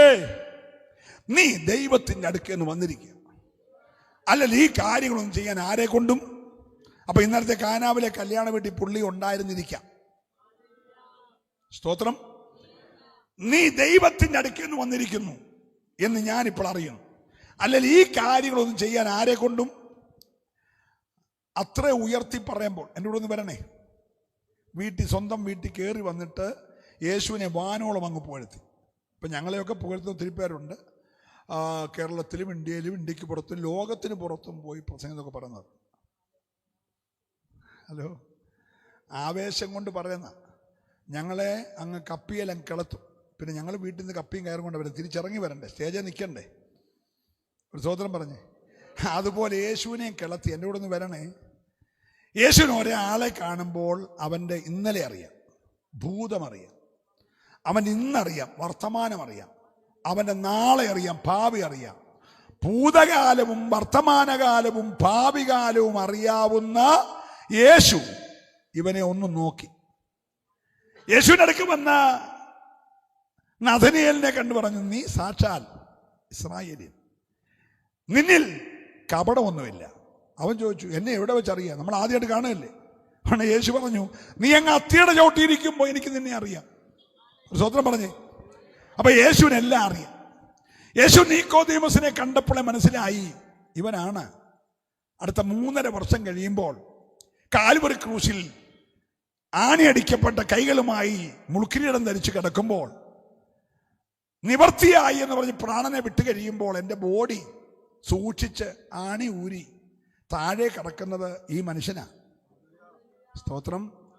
ഇവന്റെ പോക്കറ്റിലെ പൈസ കൊണ്ടാണ് എന്നെ കിടത്താനുള്ള നിർമ്മലശീലം മേടിക്കുന്നത്. അതിനകത്ത് എൻ്റെ ബോഡി പൊതിയാനുള്ള 100 റാത്തൽ സുഗന്ധം ഇവന്റെ കയ്യിലെ കാശിനാണ് മേടിക്കുന്നത്.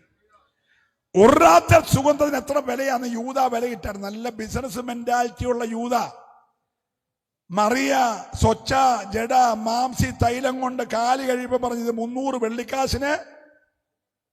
അങ്ങനെയാണെങ്കിൽ 1 റാത്തലിന് 300 കിട്ടുമെങ്കിൽ 100 റാത്തലിന് എത്ര കിട്ടുമെന്ന് വീട്ടിൽ പോയി കൂട്ടിയാൽ മതി.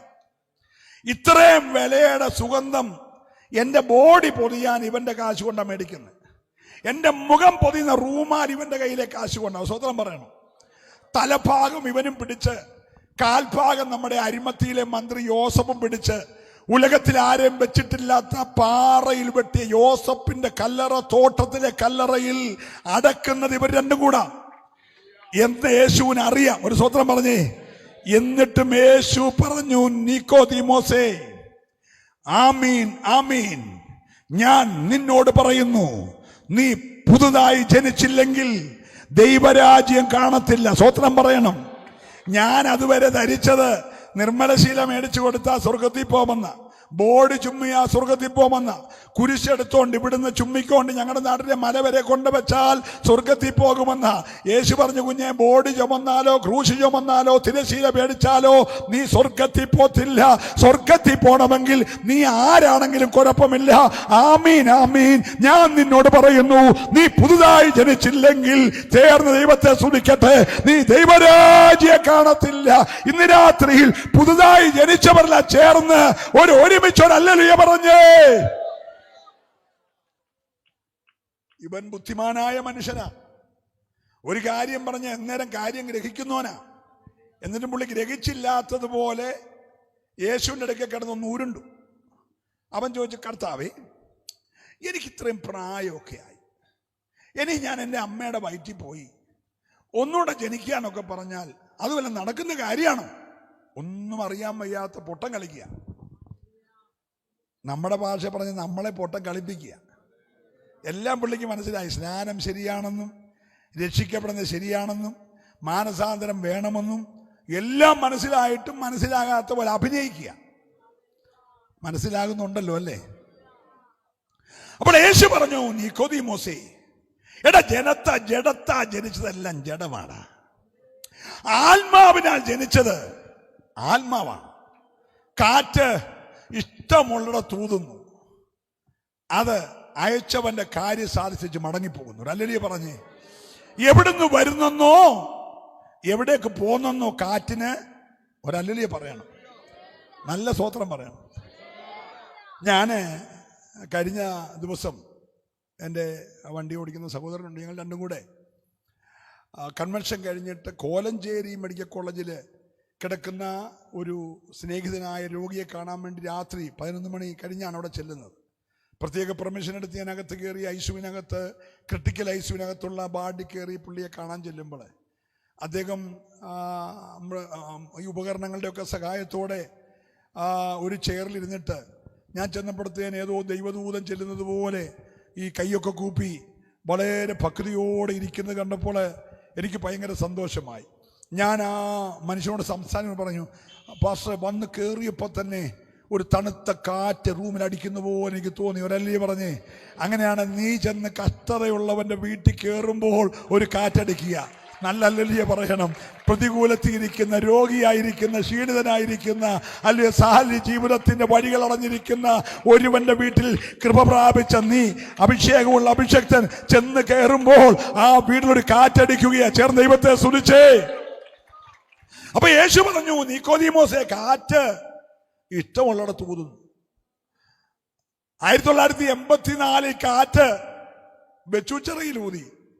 പത്തനംതിട്ട ജില്ലയുടെ അങ്ങേ കിഴക്കേ മലയോര ഗ്രാമമായ ബെച്ചൂച്ചിറയിൽ മദ്യപിച്ച് മതോന്മത്തനായി, നിരവധി കേസുകളിൽ പ്രതിയായി, ആർക്കും വേണ്ടാത്ത ഒരു വേസ്റ്റായി, വീട്ടുകാരും നാട്ടുകാരും രാഷ്ട്രീയക്കാരും ഒക്കെ വെറുത്ത് അല്ലെ വഴിയോരത്ത് ജീവിതം അവസാനിപ്പിക്കുവാൻ 4 കുപ്പി വിഷം കുടിച്ചിട്ട് ചാകാതെ, ഒരു സ്തോത്രം പറയണം, റെയിൽവേ പാളത്തെ പോയി തല വെച്ചിട്ട് ചാകാതെ, വലിയ അരുവിച്ചാട്ടത്തിൽ പോയി എടുത്ത് ചാടിയിട്ട് ചാകാതെ, മരിക്കാൻ നോക്കിയിട്ടൊക്കാതെ നിരാശരായി നിൽക്കുന്ന എൻ്റെ മേൽ 84 ജൂലൈ 22 കാറ്റടിച്ചു. ആ കാറ്റാണ് ഇന്ന് രാത്രി നിങ്ങളുടെ മുമ്പിൽ എന്നെ കൊണ്ട് നിർത്തിയിരിക്കുന്നത്. ഇന്ന് രാത്രി ഈ കാറ്റ് നിന്റെ മേലടിച്ചാൽ, നിന്റെ കുടുംബത്തിലടിച്ചാൽ, നിന്റെ തലമുറയിലടിച്ചാൽ അഴിയപ്പെടാത്ത ഒരു പോരുമില്ല. നിന്നെ നോക്കി, നിന്റെ കുടുംബത്തെ നോക്കി ദുഷ്ടപിശാച് കെട്ടിയ സകല കെട്ടുകളെ ഇന്ന് രാത്രി അഴിക്കാൻ കരുത്തുള്ള ഒരു കാറ്റ് ഞാൻ ഈ ദൂത് പറയുമ്പോൾ നിന്റെ കൂടാരത്തിൽ അഴിയുകയോ. വിശ്വസിക്കുന്നവർ കരമടിച്ച് ഈ രാത്രി ദൈവത്തെ സ്തുതിച്ചാരാധിക്കട്ടെ. ഹല്ലേലൂയ. ഓ, രക്തത്താലേ ജയം. Price the Lord.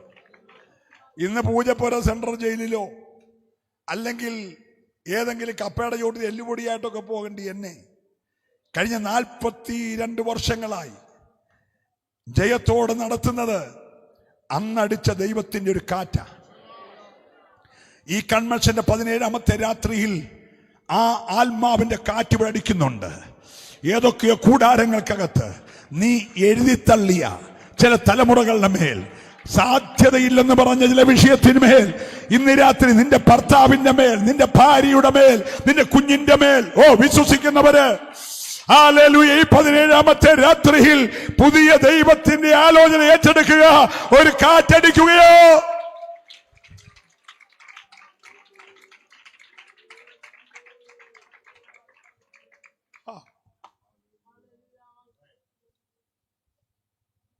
വേദപുസ്തകത്തിലെ ഏറ്റവും ശക്തമായ വാക്യം യേശു നിക്കോദീമോസിന് കൈമാറുകയാണ്.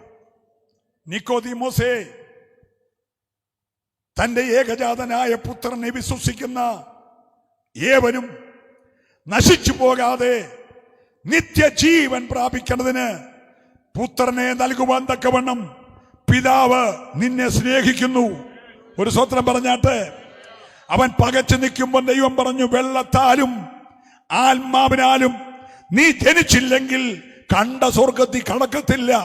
കാണണമെങ്കിൽ നീ പുതുതായി ജനിക്കണം. കടക്കണമെങ്കിൽ വെള്ളത്താലും ആത്മാവിനാലും ജനിക്കണം. സന്തോഷമുണ്ടെങ്കിൽ ഒരു സ്തോത്രം പറഞ്ഞേരെ. ഈ 17ാമത്തെ രാത്രി വരെയും വെള്ളത്താലും ആത്മാവിനാലും ജനിക്കാൻ കഴിയാത്ത ആരെങ്കിലും ഉണ്ടെങ്കിൽ നീ ഇന്ന് രാത്രിയിൽ യേശുവിനെ രക്ഷകനായി സ്വീകരിച്ച് അവന്റെ വചനമനുസരിച്ച് അവന്റെ കൽപ്പന പ്രമാണിച്ച് നീ സ്നാനപ്പെട്ട് യേശുവിനെ ആരാധിക്കണം. സന്തോഷമുണ്ട്. പ്രാഗൽഭ്യത്തോടെ കരമടിച്ച് ദൈവത്തെ സ്തുതിച്ചേ. ഹല്ലേലൂയ. അടുത്ത അധ്യായത്തിലേക്ക് യേശു വരുമ്പോ യോഹന്നാൻ എഴുതുകയാണ്, അവന് ഗലീലയിൽ നിന്നും നടന്ന് നടന്ന് നടന്ന് ശമരിയിലെത്തി. അന്നൊരു യഹൂദൻ ശമരിയിൽ കൂടെ പോകാറില്ല. ഇങ്ങേയറ്റത്ത് ഗലീല, അങ്ങേയറ്റത്ത് യഹൂദ, നടുക്ക് ശമരിയ. അപ്പൊ ഈ നടുക്ക് കിടക്കുന്ന ശമരിയിൽ കൂടെ കാല് ചവിട്ടിയാൽ സമ്മിശ്ര ജാതി പാർക്കുന്നിടത്ത് യഹൂദൻ പോകാറില്ല. അവനവൻ യഹൂദന് ഗലീല പറഞ്ഞേ പടകെ കയറി ഗലീല കടലിൽ കൂടെ ഇവിടെ വരുന്നത്. മനസ്സിലാകുന്നുണ്ടോ? തിരിച്ചു പോണേ പടകെ കയറി കടലിൽ കൂടെ അപ്പുറത്ത് പോന്നേ. ഈ ശമരിയെ പോത്തില്ല. ആരും വഴി നടക്കാൻ അറയ്ക്കുന്ന ശമരിയിൽ യേശു നടന്നു. ഇന്ന് രാത്രി നിന്റെ കുടുംബത്തിൽ വരാൻ പലർക്കും അറപ്പായിരിക്കും, വെറുപ്പായിരിക്കും. പക്ഷെ 17ാമത്തെ രാത്രിയിൽ എല്ലാവരും വെറുക്കുന്ന നിന്റെ കൂടാരത്തിൽ, നിന്റെ വിഷയത്തിൽ കാലെടുത്ത് ചവിട്ടി വരാൻ കഴിയുന്ന ഒരു യേശു ഇവിടെയുണ്ട്. ഓ ഹല്ലേലൂയ! യേശു ഏതാണ്ട് 90 മൈലുകളോളം നടന്ന് നടന്ന് നടന്ന് ക്ഷീണിച്ച് ശമരിയിലെ ഒരു കിണറിന്റെ കരയിൽ നട്ടുച്ച നേരത്ത് വന്നു. ശിഷ്യന്മാരോട് പറഞ്ഞു, അടുത്തുള്ള ഗ്രാമത്തിൽ പോയി ആഹാരം കൊണ്ടുവരാൻ പറഞ്ഞു. അവരാഹാരം കൊള്ളാൻ സമയത്ത് യേശു തനിച്ച് കിണറ്റുകരയിരിക്കും. നട്ടുച്ച നേരം ഒരു ശമരിയക്കാരി സ്ത്രീ വെള്ളം കോരാനായി വരികയാണ്. യേശു ഈ സ്ത്രീയെ കണ്ടപ്പോഴേ പറഞ്ഞു, സ്ത്രീയെ, എനിക്ക് അല്പം കുടിക്കാൻ തരുമോ? സ്ത്രീ യേശുവിനെ ഒന്ന് നോക്കിയപ്പോൾ വസ്ത്രധാരണം കൊണ്ടും മുഖത്തെ തേജസ് കൊണ്ടും ഇവൻ യഹൂദനാന്ന് മനസ്സിലായി. യഹൂദനെ കണ്ടാൽ അറിയാം, ദൈവമക്കളെയും കണ്ടാൽ അറിയണം. സ്തോത്രം പറയണം. നിന്നെ കണ്ടാ ദൈവപൈതലാണെന്ന് അറിയണം. നീ ദൈവപൈതലാണെന്ന് അറിഞ്ഞ പിശാചിന്റെ പാളയം ഞെട്ടും. നമ്മുടെ ഏലിശ ഒരു വലിയ ധനാഠ്യയായ സ്ത്രീയുടെ വീടിന്റെ പടിക്കക്കൂടെ 1-2 പ്രാവശ്യം നടന്നുപോയി. ആ സ്ത്രീ അകത്തിരുന്നുകൊണ്ട് ഈ മനുഷ്യനെ കണ്ടിട്ട് തൻ്റെ കെട്ടിയോനോട് പറയാണ്, അച്ചായ, നമ്മുടെ പടിക്കക്കൂടെ ഈയിടെയായി കൂടെയായി ഒരു ദൈവപുരുഷൻ നടന്നു പോകുന്നുണ്ട്. സ്തോത്രം പറഞ്ഞേ. ഒരു ചട്ടമ്പി പോകുന്നല്ല പറഞ്ഞ്, ഒരു ഗുണ്ടാത്തലവൻ പോകുന്നല്ല പറഞ്ഞ്, ഒരു ദൈവപുരുഷൻ. സ്തോത്രം പറയണം. എടാ, നീ പോകുന്ന കണ്ട ദൈവ പൈതലാന്ന് തോന്നണം. അപ്പൊ യേശുവിനെ കണ്ടപ്പോഴേ ശമരിയക്കാരിക്ക് മനസ്സിലായി ഇവൻ ആരാണ്? യഹൂദനാണ്. അപ്പൊ അവർ ചോദിച്ചു, നീ ഒരു യഹൂദനായിരിക്കെ ശമരിയക്കാരിയായ എന്നോട് വെള്ളം ചോദിക്കുന്നു? യേശു പറഞ്ഞു, നീ ദൈവത്തിന്റെ ദാനം. അടുത്തിരിക്കുന്ന കൈ കൊടുത്ത് പറഞ്ഞേ, നീ ദൈവത്തിന്റെ ദാനമാന്ന് പറഞ്ഞു. ഇന്ന് രാത്രി ഇവിടെ ഇരിക്കുന്ന മുഴുവൻ പേരും ദൈവത്തിന്റെ ദാനമാണ്. നല്ല ഹല്ലേലൂയ പറയണം. നീ ദൈവത്തിന്റെ ദാനം. നിന്നോട് വെള്ളം ചോദിക്കുന്ന ഞാൻ ആരെന്ന് നീ അറിഞ്ഞിരുന്നെങ്കിൽ നീ എന്നോട് വെള്ളം ചോദിച്ചേനേയും ഞാൻ നിനക്കൊരിക്കലും ദാഹിക്കാത്ത വെള്ളം തന്നേനേയും. ഹല്ലേലൂയ! ഇത് കേട്ടപ്പോ അവൾക്ക് ഭയങ്കര സന്തോഷം. അവള് പറഞ്ഞു, യജമാനനെ, ഞാൻ ഇവിടത്തോളം വന്ന് ഈ വെള്ളം കോരാതിരിക്കുവാൻ ആ വെള്ളം എനിക്ക് തരണം. ജീവന്റെ വെള്ളം. യേശു സാക്ഷാൽ ജീവന്റെ ഉറവ. ഒരല്ലേ പറഞ്ഞേ, ഇന്ന് രാത്രി അതിവിടെ ഒഴുകിക്കൊണ്ടിരിക്കുക. വിശ്വസിക്കുന്നവന്റെ ഉള്ളിൽ നിന്ന് തിരുവെഴുത്ത് പറയുന്നത് പോലെ ജീവജലത്തിന്റെ നദികൾ ഇന്ന് രാത്രി ഒഴുകിക്കൊണ്ടിരിക്കുകയാ. ഏറ്റെടുക്കുന്നവർ ദൈവത്തെ സ്തുതിക്കട്ടെ. അത് ഇന്ന് രാത്രി നരിയാണിയോളമല്ല, അത് അരയോളമല്ല, മുട്ടോളമല്ല, നീന്തിയിട്ടല്ലാതെ കിടപ്പാൻ കഴിയാത്ത ഒരു പ്രവാഹമായി ഒഴുകുകയാ. അപ്പൊ ഇവിടെ പറഞ്ഞ യജമാനനെ, യഹൂദനെന്ന് വിളിച്ചവളിപ്പോളെ യേശുവിനെ എന്താ വിളിക്കുന്നേ? യജമാനനെ. അപ്പൊ യേശു പറഞ്ഞ സ്ത്രീയെ വെള്ളം തരാം, അതിന് പ്രശ്നമൊന്നുമില്ല, തരാനാ ഞാൻ വന്നേ. നിന്നോട് വെള്ളം മേടിച്ച് കുടിക്കാൻ വന്നാൽ നിനക്ക് വെള്ളം തരാൻ വന്നതാ. പക്ഷെ നീ ഒരു കാര്യം ചെയ്യ്, നിന്റെ ഭർത്താവിനെ പോയി വിളിച്ചോണ്ടോ. അപ്പൊ അവള് പറഞ്ഞു, എൻ്റെ കല്യാണമൊന്നും നടന്നിട്ടില്ല, പിന്നെ തൻ്റേതല്ലാത്ത കാരണത്താൽ വിവാഹബന്ധം മാറിപ്പോയതുകൊണ്ട് അനുയോജ്യരായ വരന്മാരിൽ നിന്നും വിവാഹബന്ധം ആലോചിക്കാൻ ആഗ്രഹിക്കുന്ന പത്രത്തിൽ ഇട്ടിട്ടേ ഉള്ളൂ, കല്യാണമൊന്നും ഉണ്ടെന്നില്ല. Praise the Lord. ഇപ്പോൾ ഒരു വിശുദ്ധയായിട്ട് അങ്ങ് അഭിനയിച്ചു. ആരുടെ മുമ്പിലാണെന്നറിയാമോ? യേശുവിൻ്റെ മുമ്പിൽ. യേശു പറഞ്ഞ സ്ത്രീയെ, നീ പറഞ്ഞത് ശരിയാ, നിനക്ക് 5 എണ്ണം ഉണ്ടായിരുന്നു, ഇപ്പോഴത്തേത് ഭർത്താവ് ആയിട്ടില്ല, ആകാൻ വേണ്ടി ആലോചിക്കുന്നേ ഉള്ളൂ. ഈ എവിടെ ഞെട്ടിത്തരിച്ചു പോയി. ഒരു സ്വോത്രം പറയണം. നിരാത്രി നീ ഇരിക്കുന്നതും എഴുന്നേക്കുന്നതും നടക്കുന്നതും കിടക്കുന്നതും അറിയുന്ന ഒരു ദൈവം, നിന്നെ നന്നായി വിവേചിക്കുന്ന ഒരു ദൈവം, നിന്റെ രഹസ്യവും പരസ്യവും അറിയാവുന്ന ദൈവം. അവന്റെ ദൃഷ്ടിയിൽ മറഞ്ഞതൊന്നുമില്ല. ദൈവത്തെ സ്തുതിക്കട്ടെ. യേശു അവരുടെ ജീവിതത്തിന്റെ രഹസ്യങ്ങളെ വെളിപ്പെടുത്തിയപ്പോൾ അവൾ ഭയപ്പെട്ടു പോയി. അവൾ ചോദിച്ചു, നീ ഒരു പ്രവാചകനാ? നോക്കിയേ, യഹൂദനാന്ന് പറഞ്ഞു, യജമാനാന്ന് പറഞ്ഞു, ഇപ്പൊ പറയാ നീ ഒരു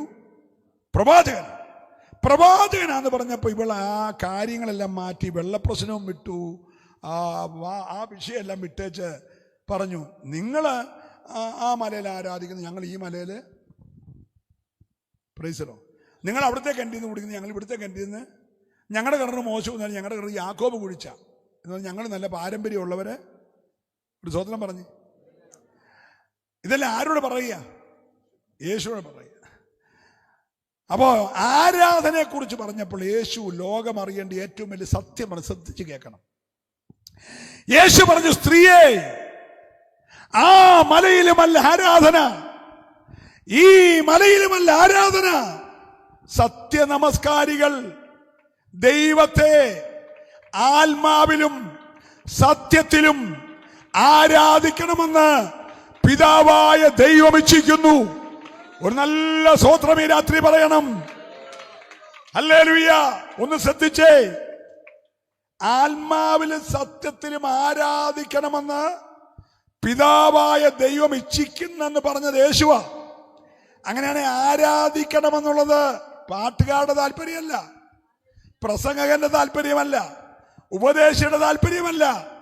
ആരാധിക്കണമെന്നുള്ള ദൈവത്തിന്റെ ആഗ്രഹമാ.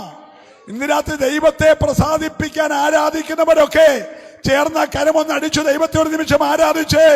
അഴിയാത്ത ചങ്ങലകളില്ല, പൊട്ടാത്ത ബന്ധനങ്ങളില്ല, ഒടിയാത്ത നുകങ്ങളില്ല.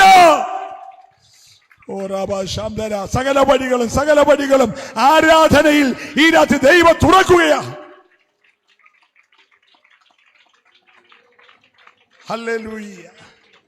ആരാധനയുടെ മഹത്വം യേശു വെളിപ്പെടുത്തിയപ്പോൾ സ്ത്രീ കുടം താഴെ വെച്ചു. അവൾ പറഞ്ഞു, മശിക വരുമ്പോൾ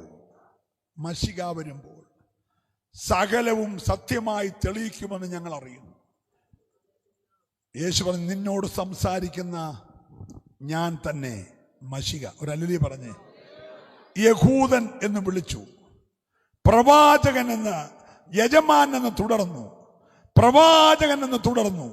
മശികയെ ഇന്ന് രാത്രി 17ാമത്തെ രാത്രി സാക്ഷാൽ മശികയെ കണ്ടെത്തിയല്ലാതെ നീ മൈതാനം വിടരുത്.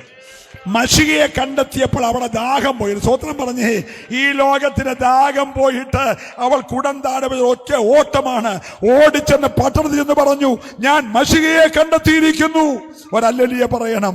ഈ രാത്രി യോഗം കഴിഞ്ഞ് പോകുന്നവർ പറയണം, ഞങ്ങൾ സാക്ഷാൽ മശികയെ കണ്ടെത്തി. എത്ര പേര് വിശ്വസിക്കുന്നുണ്ട്? നിന്റെ പ്രശ്നങ്ങളെ ചുമന്നൊഴിക്കാൻ കഴിവുള്ള ദൈവത്തിന്റെ കുഞ്ഞാടായ സാക്ഷാൽ മശികയെ ഈ ദൂത് പറഞ്ഞുകൊണ്ടിരിക്കുമ്പോൾ നീ കണ്ടെത്തുമെങ്കിലോ ചേർന്ന് ദൈവത്തെ സ്തുതിക്കട്ടെ. ഞാൻ വിവരിക്കുന്നില്ല. അടുത്ത അധ്യായം രാജപുത്രന്റെ മകന്റെ സൗഖ്യം. രാജപുത്രം എന്ന് പറഞ്ഞ് എന്റെ കൊച്ചു ചാകാൻ തുടങ്ങും. പെട്ടെന്ന് വന്നൊന്ന് സൗഖ്യമാക്കണം. യേശു പറഞ്ഞു, പൊക്കോ, നിന്റെ കൊച്ചു സൗഖ്യമായി. അവൻ പോകുന്ന വഴിക്ക് ഒരു ദാസൻ ഓടി വന്നു, നിന്റെ കുഞ്ഞ് സൗഖ്യമായെന്ന് പറഞ്ഞു. അപ്പൊ അവൻ ചോദിച്ചു, എത്ര മണിക്കാണ് സൗഖ്യമായെന്ന് പറഞ്ഞപ്പോൾ ഒരു സ്തോത്രം പറഞ്ഞിട്ട് അവൻ ചോദിക്കണം, എത്ര മണിക്കാണ്? അന്നേരം പറഞ്ഞു, ഇന്നലെ വൈകിട്ട് 7 മണിക്കാണ്. അപ്പോൾ അവന് മനസ്സിലായി പൊക്കോളാൻ പറഞ്ഞ സമയത്താ. ഹലോ, യേശു ഇവിടുന്ന് പൊക്കോളാൻ പറഞ്ഞ് ഇന്നലെ വൈകിട്ട് 7 മണിക്കാണ്. ഇവൻ പൊക്കോളാൻ പറഞ്ഞപ്പോൾ അവിടെ സൗഖ്യമായി. ഇന്ന് രാത്രി ദൂത് കേട്ടോണ്ടിരിക്കുമ്പോൾ നിന്റെ വീട്ടിൽ ഈ 8:50 സൗഖ്യങ്ങൾ നടക്കുന്നെന്ന് വിശ്വസിക്കുന്നവർ, വഴി തുറന്നെന്ന് വിശ്വസിക്കുന്നവർ, പോരരിഞ്ഞെന്ന് വിശ്വസിക്കുന്നവർ, ശൂന്യത മാറിയെന്ന് വിശ്വസിക്കുന്നവർ. അടുത്ത അധ്യായം 38 വർഷമായി ബെഥസ്ദ കുളക്കരയിൽ കിടന്ന ഒരു പക്ഷപാതക്കാരന്റെ സൗഖ്യമാണ്. അവിടെ എഴുതിയേക്കുന്നു, അവൻ കിടക്കുന്നത് യേശു കണ്ടു. ഒരു നല്ല അല്ലൊരു പറയാം. എന്റെ സ്നേഹിത, നിന്റെ അവസ്ഥകൾ, നിന്റെ പരിതസ്ഥിതികൾ അറിയുന്ന ഒരു യേശു അവൻ കിടക്കുന്നത് കണ്ടു. അടുത്ത് ചെന്നു. പലരും അകന്നു പോയപ്പോൾ അവൻ അടുത്ത് ചെന്നു. അവൻ ചോദിച്ചു, സൗഖ്യമാകാൻ നിനക്ക് മനസ്സുണ്ടോ? ഓ, ഞാൻ ദൈവത്തെ സ്തുതിക്കുന്നു. സൗഖ്യമാകാൻ മനസ്സുണ്ടെങ്കിൽ കിടക്കെടുത്തോട്ട് പൊക്കോളാൻ പറഞ്ഞു. 38 വർഷം അവനെ തളച്ചിട്ട ബന്ധനം. ഓ ഹല്ലേലൂയ. നിന്റെ കുടുംബത്തിന്റെ കെട്ടത്ര പഴകിയതായാൽ, ആത്മാവിരാത്രി ഏറ്റെടുക്കുന്നവര് ഹല്ലേലൂയ, നിന്റെ പ്രശ്നത്തിന്റെ പഴക്കം എത്ര ദൈർഘ്യമുള്ളതായാലും, വിട്ടുമാറാത്ത പെടുമരണങ്ങൾ, വിട്ടുമാറാത്ത അപകടങ്ങൾ, വിട്ടുമാറാത്ത രോഗങ്ങൾ, വിട്ടുമാറാത്ത ശാപമണ്ഡലങ്ങൾ ഇന്ന് രാത്രി ഒറ്റ വാക്കിൽ യേശു അഴിക്കുകയോ. ഓ റബലമന ധിരധരജന രഗലമന ബൗഷാരമനാദര. Hallelujah, hallelujah. ഒറ്റ വാക്കിൽ 38 വർഷത്തെ ബന്ധനമഴിഞ്ഞു. അവൻ കിടക്കെടുത്തുകൊണ്ട് ഓടിപ്പോയി. ഒരു താങ്ക്സ് പോലും പറഞ്ഞില്ല, ഒരു ഹല്ലേലൂയ പറഞ്ഞു. യേശു അവനെ തേടിപ്പോയി. 2-3 ദിവസം കഴിഞ്ഞപ്പോൾ പള്ളി വെച്ച് അവനെ കണ്ടു. അവൻ രക്ഷപ്പെട്ട് ഓടിയതാ, പക്ഷേ പള്ളി വെച്ച് അവനെ കണ്ടു. അവനെ അടുക്ക വിളി ചോദിച്ചു, സൗഖ്യമായല്ലേ? അയ്യോ, പിന്നെ അങ്ങ് പറഞ്ഞപ്പോഴാണ് ഞാൻ എന്ത് ചെയ്തു? സൗഖ്യമായി. എന്നാലൊരു കാര്യത്തിനോട് പറയുക, ഇനി മേലാൽ പാപം ചെയ്യൽ. ഒരല്ലേ പറഞ്ഞേ, സൗഖ്യമായി, ഇനി മേലാൽ. അടുത്ത വാക്ക്, അധികം തിന്മയായത് ഭവിക്കാതിരിപ്പാൻ. ഇപ്പോഴത്തെ കേസിൽ 38 വർഷമുള്ളായിരുന്നു, ഇനിയും വരാൻ പോകുന്ന 76 വർഷമാണ്. സ്തോത്രം പറഞ്ഞില്ല. ഹല്ലേലൂയ. ഇപ്പോൾ വരെ നിനക്ക് 38 വർഷത്തെ കെട്ടേ ഉള്ളായിരുന്നു. നീ ഇനിയും പാപം ചെയ്താൽ വരാൻ പോകുന്നത് ആർക്കും അഴിക്കാൻ വയ്യാത്ത ജീവപര്യന്തമാണ്. അതുകൊണ്ട് ഇന്ന് രാത്രിയിൽ യേശു പറഞ്ഞു, ഇനി മേലാൽ നീ. അടുത്ത അധ്യായത്തിൽ യോഹന്നാൻ പറയാം, അത് മറ്റാരും എഴുതാത്ത കാര്യമാണ്. ഒരു സ്ത്രീയെ വ്യഭിചാര കർമ്മം നടന്നുകൊണ്ടിരിക്കുമ്പോൾ നായെ എറിയാൻ ഓടിക്കുന്ന പോലെ കുറെ പ്രമാണികളെല്ലാം കൂടെ കല്ലെടുത്തുകൊണ്ട് ഓടിച്ചുകൊണ്ട് വരിക. ഇവിടെ പ്രാണനും കൊണ്ട് ഈ വ്യഭിചാര കർമ്മം നടന്നിടത്തുനിന്ന് ഓടുക. ഓടി ഓടി ഓടി വന്ന് വീണത് യേശുവിന്റെ കാക്കല. ഒരു ഹല്ലേലൂയ പറഞ്ഞേ. അല്പം വൈകിയാണെങ്കിലും ആ കാൽക്കൽ വീണാൽ നിന്റെ പ്രശ്നം പരിഹരിക്കുക. ഒരു സ്തോത്രം പറയണം. അപ്പൊ രക്തദാഹികളായി എറിഞ്ഞു കൊല്ലാൻ നിൽക്കുന്ന ന്യായപ്രമാണത്തിന്റെ വാക്താക്കൾ കല്ലുമായി നിൽക്കുമ്പോൾ യേശു ഇവരെല്ലാം ഒന്ന് നോക്കിയിട്ട് നിലത്തോട്ട് കുനിഞ്ഞ് നിലത്തെഴുതി. യേശു ഒറ്റ പ്രാവശ്യം എഴുതിയിട്ടുള്ളൂ, അത് യുവന്മാരുടെ പേരാ. സ്തോത്രം പറയാൻ. ഈ സ്ത്രീയുമായിട്ട് ഈ കർമ്മത്തിൽ ബന്ധപ്പെട്ടവന്റെ എല്ലാം പേര് എഴുതിയപ്പോൾ ഒന്നാമത് കല്ലെറിയാൻ നിൽക്കുന്നവൻ ആദ്യം ബന്ധപ്പെട്ട്. നിങ്ങൾ മിണ്ടുന്നില്ല, മനസ്സിലാകുന്നുണ്ടല്ലോ അല്ലേ? എന്നിട്ട് യേശു പറഞ്ഞു, നിങ്ങളിൽ ഇല്ലാത്തവൻ ഇവളെ ആദ്യം ഉദ്ഘാടനം ചെയ്യാൻ പറഞ്ഞു. ഏറെ ഉദ്ഘാടനം, നാട മുറിച്ച്. ഹലോ, പാപമില്ലാത്തവൻ ആദ്യം എറിയാൻ പറഞ്ഞപ്പോൾ പാപം ചെയ്തതിൻ്റെ പേര് ഇവിടെ എഴുതിക്കൊണ്ടിരിക്കുക. സ്തോത്രം. അപ്പോൾ ഓരോരുത്തൻ കല്ല് നിലത്തിട്ട് നിന്നവൻ തൊട്ട് കല്ലിട്ടിട്ട് എന്ത് ചെയ്തു? പോയി. എല്ലാവരും പോയി. അവസാനം സ്ത്രീയും യേശുവും മാത്രം ശേഷിച്ചു. ഒരല്ലേ പറഞ്ഞേ. അപ്പോൾ യേശു പറഞ്ഞു, സ്ത്രീയെ, ആരും നിന്നെ ശിക്ഷ വിധിച്ചില്ലേ? അവൾ പറഞ്ഞില്ല, യജമാനനെ, എന്നെ ആരും ശിക്ഷ വിധിച്ചില്ല, ഞാനും നിന്നെ ശിക്ഷിക്കുന്നില്ല. പക്ഷേ ഇനി മേലാൽ നീ ഒരല്ലേ പറയണം. കല്ലെറിഞ്ഞു കൊല്ലന്റെ പാപം നിന്റെ മേൽ ഉണ്ടെങ്കിലും സ്നേഹിത സഹോദരി, യേശുവിന്റെ അടുക്കൽ വന്നാൽ ക്ഷണത്തിൽ നിന്റെ പാപം പരിഹരിക്കും. പക്ഷെ ഒരു കണ്ടീഷൻ, ഇനി മേലാൽ യേശുവിന്റെ അടുക്കൽ വന്ന നീ ഇനി മേലാൽ പാപം ചെയ്യല്ല. സന്തോഷമുണ്ടെങ്കിൽ ചേർന്ന് കരമടിച്ച് ദൈവത്തെ നന്നായി സ്തുതിക്കട്ടെ. ഓ, ഞാൻ വിവരിക്കുന്നില്ല. അങ്ങോട്ട് പോകുന്ന പോക്കിൽ പിറവിയിലെ ഒരു കുരുടൻ, 2 കണ്ണുമില്ല, 2 കൺകുഴിയേ ഉള്ളൂ. യേശു പോകുന്ന നമ്മൾ ഒറ്റ വിളി, ദാവീദ് പുത്രാ, എന്നോട് കരുണ തോന്നണം. യേശു നിന്നു. അവനെ വിളിക്കാൻ പറഞ്ഞു, ഞാൻ നിനക്ക് എന്ത് ചെയ്യണം? അവൻ പറഞ്ഞു, നീ കാഴ്ചയില്ല. യേശു നിലത്തോട്ട് തുപ്പല് കൊണ്ട് 2 കണ്ണുണ്ടാക്കി അവൻ്റെ ആ കുഴിഞ്ഞ കണ്ണിലോട്ട് വെച്ചു കൊടുത്ത് പറഞ്ഞു, ശീലോകാമൻ പോയി കഴുകിക്കൊള്ളാം. അവൻ കഴുകിയപ്പോൾ കാഴ്ച പ്രാപിച്ചു. ഇന്ന് രാത്രി യേശു ആരാന്നറിയാമോ? നിനക്ക് എന്താണോ ജന്മന ഇല്ലാത്തത് അതൊരു നിമിഷം ഉണ്ടാക്കി തരാൻ കഴിയുന്നവനാ. ദൂത് പറയുമ്പോൾ വിശ്വസിക്കണം. ഹല്ലേലൂയ. നിനക്ക് തലമുറ ജനിക്കത്തില്ലെന്ന് വൈദ്യശാസ്ത്രം പറഞ്ഞാൽ നീ വിശ്വസിച്ചു, അത് തരാൻ കഴിവുള്ളവനോട് വന്നിട്ടുണ്ട്. നിനക്ക് തലമുറ ജനിക്കത്തില്ലെന്ന് പറഞ്ഞാൽ നീ വിശ്വസിച്ചു. ഇന്ന് രാത്രി വന്ധ്യതകളെ മാറ്റുന്ന, ശൂന്യതകളെ മാറ്റുന്ന, ഇല്ലായ്മകളെ പണിയുന്ന ഒരു യേശുവിടെ വന്നിട്ടുണ്ട്. വിശ്വസിക്കുന്നവര് മാത്രം, വിശ്വസിക്കുന്നവര് മാത്രം കരമൊന്ന് ചേർത്തടിച്ച് ഹല്ലേലൂയ. ഞാൻ നിർത്തട്ടെ. അടുത്ത വാക്യം. യേശുവിന്റെ സ്നേഹിതൻ ലാസർ മരിച്ചു. കല്ലറയിൽ കൊണ്ടുവച്ചു, അടക്കി. 4 ദിവസം കഴിഞ്ഞു. 4-ാമത്തെ ദിവസം യേശു വന്നു. അവർ പറഞ്ഞു, കർത്താവേ, നീ ഇവിടെ ഉണ്ടായിരുന്നെങ്കിൽ എൻ്റെ ആങ്ങള മരിക്കത്തില്ലായിരുന്നു. ഒന്ന് ശ്രദ്ധിച്ചേ. പല വീട്ടിലും യേശു ഉണ്ടായിരുന്നെങ്കിൽ അത് സംഭവിക്കത്തില്ല. മനസ്സിലായില്ല?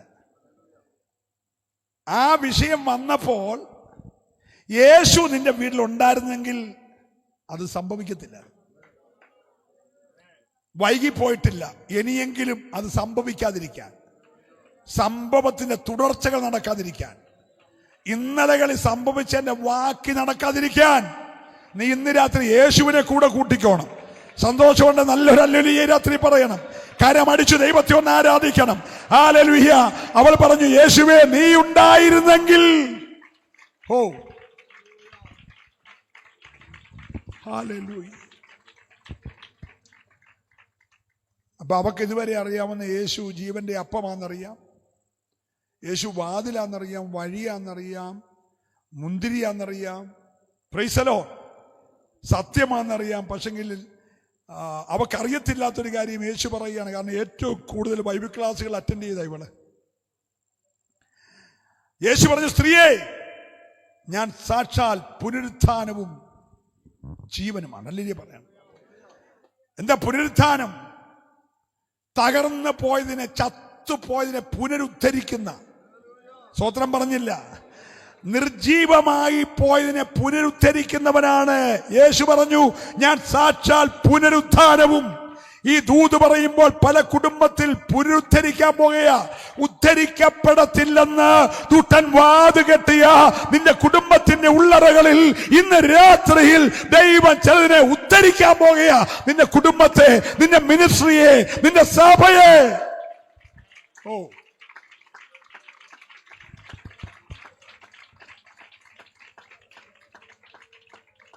മരിച്ചവനെ പേര് വിളിക്കാൻ തൻ്റെ ഇടമുള്ള ഒരാൾ യേശു മാത്രമേ.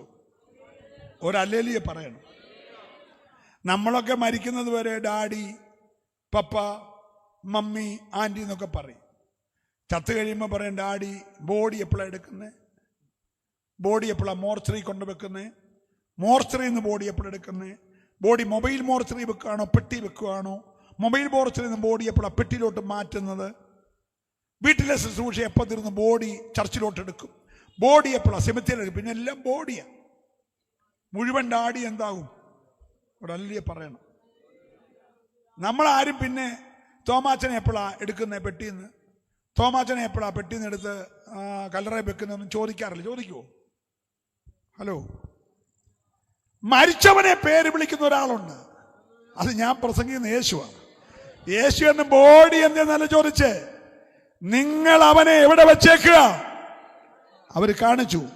യേശു അടച്ചത്, ലാസറേ പുറത്തു വരാൻ പറഞ്ഞു. കെട്ടിയടച്ചൊതുക്കി റൂമാല് കൊണ്ട് ചുറ്റി ശീല പൊതിഞ്ഞ് കൈയും കാലും കെട്ടി കല്ല് വെച്ച് ഉരുട്ടി അടച്ചു വെച്ചേക്കുക. Price the Lord. പുറത്തു നിന്ന് ജീവന്റെ നാഥൻ ഒറ്റ വിളി.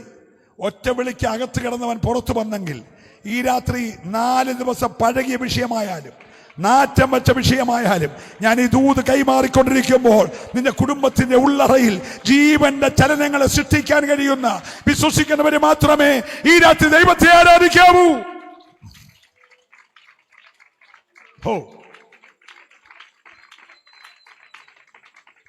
ആ യേശു പിടിക്കപ്പെടുന്നു. ഗദസമനയിൽ മുഴുലോകത്തിന്റെ പാപം ഏറ്റെടുക്കും. രക്തധമനികൾ പൊട്ടി രോമകൂമങ്ങളിൽ കൂടെ രക്തം ധാരയായിട്ടൊഴുകും. പ്രാർത്ഥന കഴിഞ്ഞ് എഴുന്നേൽക്കുമ്പോൾ ദീപട്ടിപ്പന്തങ്ങളും വടിയും വാളും കുന്തവുമായി പടയാളികൾ യൂദയുടെ നേതൃത്വത്തിൽ വരുന്ന അറസ്റ്റ് ചെയ്യുന്നു. കണ്ണൊരു ശീല കൊണ്ട് പൊതിഞ്ഞു കെട്ടുന്നു, കർണത്ത് ആഞ്ഞടിക്കുന്നു, രോമം പിഴുതുപറിക്കുന്നു, മുഖത്ത് കാർക്കിച്ചു തുപ്പുന്നു. അവനെ വലിച്ചിഴച്ച് രാത്രിയിൽ കയ്യപ്പാവിന്റെ മുൻപിൽ, കന്നാവിന്റെ മുമ്പിൽ, ന്യായാധിപ സഭയുടെ മുമ്പിൽ, പീലാത്തോസിന്റെ മുമ്പിൽ, ഹേരോദാവിന്റെ മുമ്പിൽ, വീണ്ടും പീലാത്തോസിന്റെ മുമ്പിൽ ഒറ്റ രാത്രിയിൽ 6 കോടതികൾ 7 പ്രാവശ്യം മാറി മാറി വിസ്തരിച്ചിട്ട് ഒരു കുറ്റവുമില്ലാഞ്ഞിട്ടും ജനത്തിന്റെ ഇഷ്ടത്തിന് ക്രൂശിക്കാൻ ഏൽപ്പിച്ചു. അവർ അവനെ കൈയേറ്റു. അവന്റെ വസ്ത്രമുരിഞ്ഞു മാറ്റി ഒരു രക്താംബരം ധരിപ്പിച്ചു. തലയിൽ 173 കൂർത്ത മുള്ളുകൾ കൊണ്ട് മെടഞ്ഞെടുത്ത ഒരു മുൾക്കിരീടം തലയിൽ വെച്ചിട്ട് കോലുകൊണ്ട് അടിച്ചുറപ്പിച്ചപ്പോൾ 53 മുള്ളുകൾ തലയോട്ട് കിഴിച്ചകത്തേക്ക് ഇറങ്ങി. ഒരു മുള്ളു കൊണ്ടാൽ മരുഭൂമിയിൽ കിടക്കുന്ന തേള് കടിക്കുമ്പോഴത്തെ വേദനയാ, കട്ടുകഴപ്പ്. 24 മണിക്കൂറല്ല, 48 മണിക്കൂർ. അങ്ങനത്തെ 53 മുള്ളുകൾ തലയോട്ട് കിഴിച്ചകത്തേക്ക് ഇറങ്ങി. രക്തം വാർന്നൊഴുകുകയാണ്. ഒരു മുള്ളു ചെന്ന് കണ്ണിനകത്തൂടെ കയറി ഒരു കണ്ണ് തള്ളി പുറത്തേക്ക് കൊണ്ടുവന്നു. മുഖം മുഴുവൻ അടിച്ച് വികൃതമായി, പുറം ചാട്ടവാറിന് ഉഴുതുമറിച്ചു. തിരിച്ചിറങ്ങി നിൽക്കുമ്പോൾ ഇവർക്ക് യേശുവാന്ന് മനസ്സിലായില്ല. കാരണം അവനെ കണ്ടാൽ ആളല്ല എന്ന് തോന്നുമാർ വിരൂപനായി. കോമളത്വമില്ല, രോഗഗുണമില്ല, കണ്ടാൽ ആകർഷിക്കത്തക്ക സൗന്ദര്യമില്ല. അവര് പറഞ്ഞു, ഇയാളെ കൊണ്ടക്കള, ആ യേശുവിനെ കൊണ്ടുവാ. നിങ്ങൾക്ക് മനസ്സിലായോ? ഇന്ന് രാത്രി PC ചെറിയാൻ പ്രസംഗിക്കുന്നു പറഞ്ഞപ്പോൾ ഞാൻ കയറുന്നതിന് പകരം മറ്റൊരാളാ കയറി നിന്നിരിക്കട്ടെ. അപ്പൊ നിങ്ങൾ പടത്തിലോ അല്ലെ ലൈവിലോ എന്നെ കണ്ടിട്ടുണ്ടെന്നിരിക്കട്ടെ. അപ്പൊ നിങ്ങൾ പറഞ്ഞു, ഇതാരാ, ഇളെ മാറ്റ്, PC ചെറിയാൻ കയറി വരാൻ പറ എന്ന് പറയുമ്പോൾ നമ്മുടെ സുനിൽ പാസ്വാണ് ആ മനുഷ്യനായത് എന്ന് പറഞ്ഞാൽ ആദ്യ കണ്ട രൂപം മാറിയെന്നല്ലേ അർത്ഥം? മനസ്സിലാകുന്നുണ്ടോ? കേറിപ്പോയപ്പോ കണ്ട യേശു അല്ല ഇപ്പം നിൽക്കുന്നേ. ഇപ്പം നിൽക്കുന്ന യേശുവിനെ കണ്ടാൽ യേശുവാണ് ആർക്കും അംഗീകരിക്കാൻ കഴിയാത്തതുപോലെ രൂപഗുണമില്ല, കണ്ടാൽ ആകർഷിക സൗന്ദര്യമില്ല, അവൻ ആളത്വമില്ലാത്തതുപോലെ ഈ രാത്രി ചേർന്ന് ദൈവത്തെ സ്തുതിച്ച് നിന്നെ രൂപഗുണമുള്ളവനാക്കാൻ സാക്ഷാൽ ആയിരങ്ങളിൽ സുന്ദരൻ രൂപഗുണമില്ലാത്തവനായി മാറി. യേശുവിനെ കണ്ടിട്ട് പുരുഷാരത്തിന് മനസ്സിലാകുന്നില്ല എന്ന് പീലാത്തോസിന് മനസ്സിലായപ്പോ പീലാത്തോസ് ദയനീയമായി പറഞ്ഞു, അയ്യോ ബഹളം വെക്കാതെ, നിങ്ങളെ കിടന്ന് അലമ്പുണ്ടാക്കാതെ, നിങ്ങളുടെ ആരാവാരം നിർത്ത്. ആ മനുഷ്യനായത് ഒരു സ്തോത്രം പറയണം. ഇന്ന് രാത്രിയിൽ ലോകം കണ്ട ഏക മനുഷ്യൻ, ലോകത്തെ മുഴുവൻ നോക്കി വെല്ലുവിളിച്ചൊരു മനുഷ്യൻ, നിങ്ങളിൽ ആർക്ക് എന്റെ പാപത്തെ കുറിച്ച് എനിക്ക് ബോധം വരുത്താമെന്ന് ചോദിച്ച ഉലകത്തിലെ ഏക പരിശുദ്ധൻ, സ്തോത്രം പറയണം. മറ്റൊരുത്തന് രക്ഷയില്ല. നാം രക്ഷിക്കപ്പെടാൻ ഈ ആകാശത്തിന്റെ കീഴിൽ മനുഷ്യവർഗത്തിന്റെ ഇടയിൽ ഒരു നാമമുണ്ടെങ്കിൽ ഇന്ന് രാത്രിയിൽ യേശു എന്ന ഏകനാമമാണ്. ആ മറ്റൊരു മധ്യസ്ഥനില്ല. നിന്റെ ഭാരങ്ങൾ ഇറക്കി വെക്കുവാൻ കഴിയുന്ന ഒരു മധ്യസ്ഥനുണ്ടെങ്കിൽ, നിന്റെ വിഷയം ചുമക്കാൻ കഴിയുന്ന ഒരു ദൈവമുണ്ടെങ്കിൽ അവന്റെ പേരത്രേ യേശു. യേശു യേശു. കരപടിച്ച് ദൈവത്തെ ആരാധിക്കട്ടെ. ഈ രാത്രി അവൻ ഇവിടെ എഴുന്നള്ളി വന്നിട്ടുണ്ട്. ഓ റബഷ്,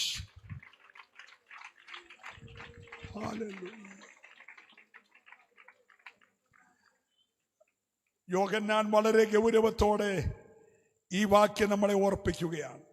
മണിക്കൂറുകൾ നീണ്ട ലോകത്തിലെ ഏറ്റവും വലിയ സങ്കീർണമായ ഒരു കഷ്ടാനുഭവത്തിലേക്ക് വലിച്ചിഴക്കപ്പെട്ട 3 ദിവസത്തെ വേദനയുടെ, യാതനയുടെ, നെടുവീർപ്പിന്റെ സംഭവങ്ങൾ ഭക്തനായ യോഹന്നാൻ 7 അധ്യായത്തിൽ ചൂണ്ടിക്കാണിക്കുമ്പോൾ യേശുവിനെ കുറിച്ച് മറ്റൊരു സുവിശേഷകൻ എഴുതാത്തൊരു കാര്യം എഴുതി. മനുഷ്യന്റെ പാപത്തിന്റെ പരിഹാരത്തിനായി സ്ത്രീയുടെ സന്തതിയായി ജനിക്കുമെന്ന് പറഞ്ഞൊരു മനുഷ്യനില്ലേ, ആ മനുഷ്യനായത് ഇന്ന് രാത്രിയിൽ അവൻ നിന്റെ അടുക്കലുണ്ട്. അവൻ നിന്റെ വിഷയത്തെ കാണുന്നുണ്ട്. അവൻ നിന്റെ പ്രശ്നത്തെ തൊടാൻ പോകുകയാണ്. പരിഹരിക്കപ്പെടാൻ കഴിയാതെ നീ ഇന്ന് രാത്രി ഭാരപ്പെട്ട് ഹൃദയം കലങ്ങിയിരിക്കുന്ന വിഷയത്തെ ഇന്ന് ഞാൻ ഈ പ്രസംഗിച്ചുകൊണ്ടിരിക്കുമ്പോൾ അവൻ തൊടാൻ പോകുകയാണ്. വിശ്വസിക്കുന്നവർ മാത്രം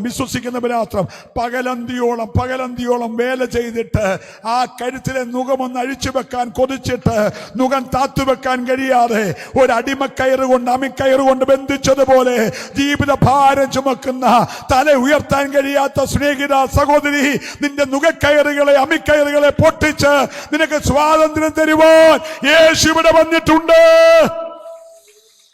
നരകക്കുഴിയിൽ നിന്ന്, നിത്യാഗ്നിയിൽ നിന്ന് നിന്നെ വലിച്ചെടുത്ത് ക്രിസ്തുവാകുന്ന യുഗങ്ങളുടെ പാറമേൽ നിന്റെ കാലുകളെ ഉറപ്പിച്ച് നിന്റെ വായിൽ പുതിയൊരു പാട്ട് തരുവാൻ യേശു ഇവിടെ വന്നിട്ടുണ്ട്. വിശ്വസിക്കുന്നവർ ദൈവത്തെ സ്തുതിക്കട്ടെ. ജീവിതം മുഴുവൻ ആരുടെയൊക്കെയോ തടവറയിൽ കിടക്കുന്നത് പോലെ ചിറകടിച്ച് പറന്നുയരുവാൻ കൊതിയുണ്ടെങ്കിലും ഒരു കിളിക്കൂട്ടിൽ അടയ്ക്കപ്പെട്ട പക്ഷിയെ പോലെ ചിറക് വീശി പറക്കാൻ കഴിയാതെ ആരുടെയൊക്കെയോ ബന്ധനങ്ങളിൽ കുടുങ്ങിപ്പോകുന്ന ഏതൊക്കെയോ ജീവിതങ്ങളിൽ 17ാമത്തെ രാത്രിയിൽ യേശു സ്വതന്ത്രമാക്കാൻ പോകുകയാണ്. നീ ഇതുവരെ കണ്ടെത്തിയിട്ടില്ലാത്ത മേഖലകളിൽ നീ ചിറകടിച്ച് പറന്നുയരുന്നത് പോലെ ഏറ്റെടുക്കുന്നവർ മാത്രം ദൈവത്തെ ആരാധിക്കട്ടെ. ചിറകടിച്ച് പറന്നുയരുന്നത് പോലെ ചില മേഖലകളെ നീ വന്നതുപോലെയല്ല. സംതൃപ്തിയോടെ ഒരു മടക്കം.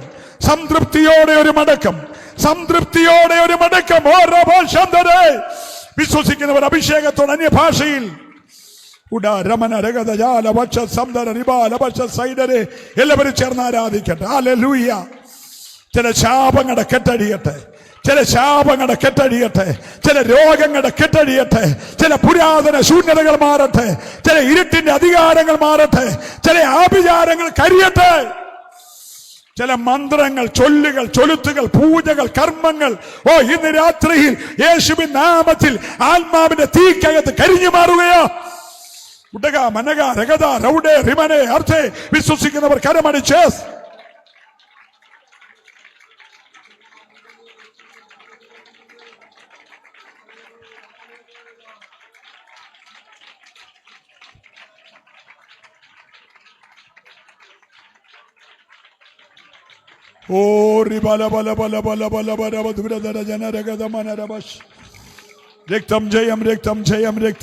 രക്തം ജയം. പരമാർത്ഥതയോടെ ദൈവത്തെ സ്തുതിച്ചേ. നീ ഇവിടെ കരമടിച്ചുകൊണ്ടിരിക്കുമ്പോൾ, നീ ഇവിടെ സ്തുതിച്ചുകൊണ്ടിരിക്കുമ്പോൾ നിന്റെ കൂടാരത്തിന്റെ ഉള്ളറയിൽ ചില പാരമ്പര്യമായ പുരാതനമായ കെട്ടുകളെ ദൈവം ഈ രാത്രി അഴിച്ചുകൊണ്ടിരിക്കുകയാ. ആ മനുഷ്യൻ പാപത്തിന്റെ മുഖമൊടിച്ച ആ മനുഷ്യൻ, കല്ലറകളെ ഭേദിച്ച് ആ മനുഷ്യൻ, ഉയർത്തെഴുന്നേറ്റ ആ മനുഷ്യൻ, ഇന്നും ജീവിക്കുന്ന ആ മനുഷ്യ നിന്റെ പ്രശ്നങ്ങളെ പരിഹരിക്കുവാൻ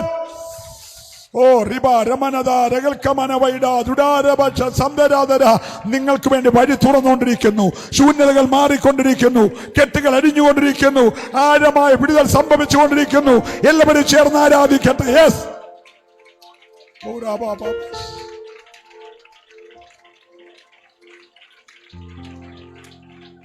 ഹല്ലേലൂയ.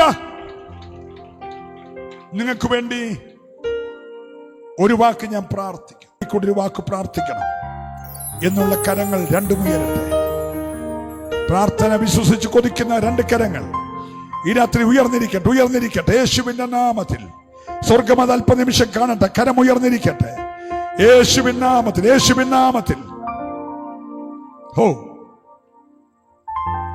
നിങ്ങളെ ഞാൻ എഴുന്നേൽപ്പിക്കുന്നില്ല. ഇവിടെ സ്തോത്ര വഴിപാട് ഉൾപ്പെടെ പ്രധാനപ്പെട്ട പല കാര്യങ്ങൾ ചെയ്യാനുണ്ടല്ലോ. അതുകൊണ്ട് ഞാൻ ഇപ്പോൾ എഴുന്നേൽപ്പിക്കുന്നില്ല. പക്ഷെ നിങ്ങൾക്ക് വേണ്ടി ഞാൻ പ്രാർത്ഥിക്കുന്നു. ആ കരങ്ങൾ ഉയർന്നിരിക്കട്ടെ. ഹൃദയം ദൈവത്തിലേക്ക് ഉയരട്ടെ. പരിശുദ്ധ കർത്താവേ, സ്വർഗീയ പിതാവേ, അങ്ങ് തന്ന ആലോചന ജനത്തിന് കൈമാറി ഈ വചനം ഇവർക്ക് വേണ്ടി അതിവേഗം ഓടട്ടെ. ഇവരുടെ കൂടാരങ്ങളിൽ ചെന്ന് അഴിക്കേണ്ട എല്ലാ കെട്ടുകളും അഴിക്കട്ടെ. തുറക്കേണ്ട എല്ലാ വാതിലും തുറക്കട്ടെ. പരിഹരിക്കപ്പെടേണ്ട എല്ലാ വിഷയം പരിഹരിക്കപ്പെടട്ടെ. സൗഖ്യമാക്കേണ്ട സകല രോഗങ്ങൾ യേശുവിന്റെ നാമത്തിൽ സൗഖ്യമാകട്ടെ. കൂട്ടപ്പിശാച് മണ്ണിട്ട് മൂടിയ നിരവധി ഉറവകൾ ഈ ജനത്തിനായി തുറക്കപ്പെടട്ടെ. ഈ ജനം അനുഗ്രഹിക്കപ്പെടട്ടെ. പുരാതന ശൂന്യതകൾ മാറട്ടെ. സ്വർഗത്തിനും ഭൂമിക്കും നാഥനായ യേശുവിന്റെ നാമം ചൊല്ലി നിന്റെ ജനത്തെ ഞാൻ അനുഗ്രഹിക്കുന്നു. യേശുവിൻ നാമത്തിൽ തന്നെ.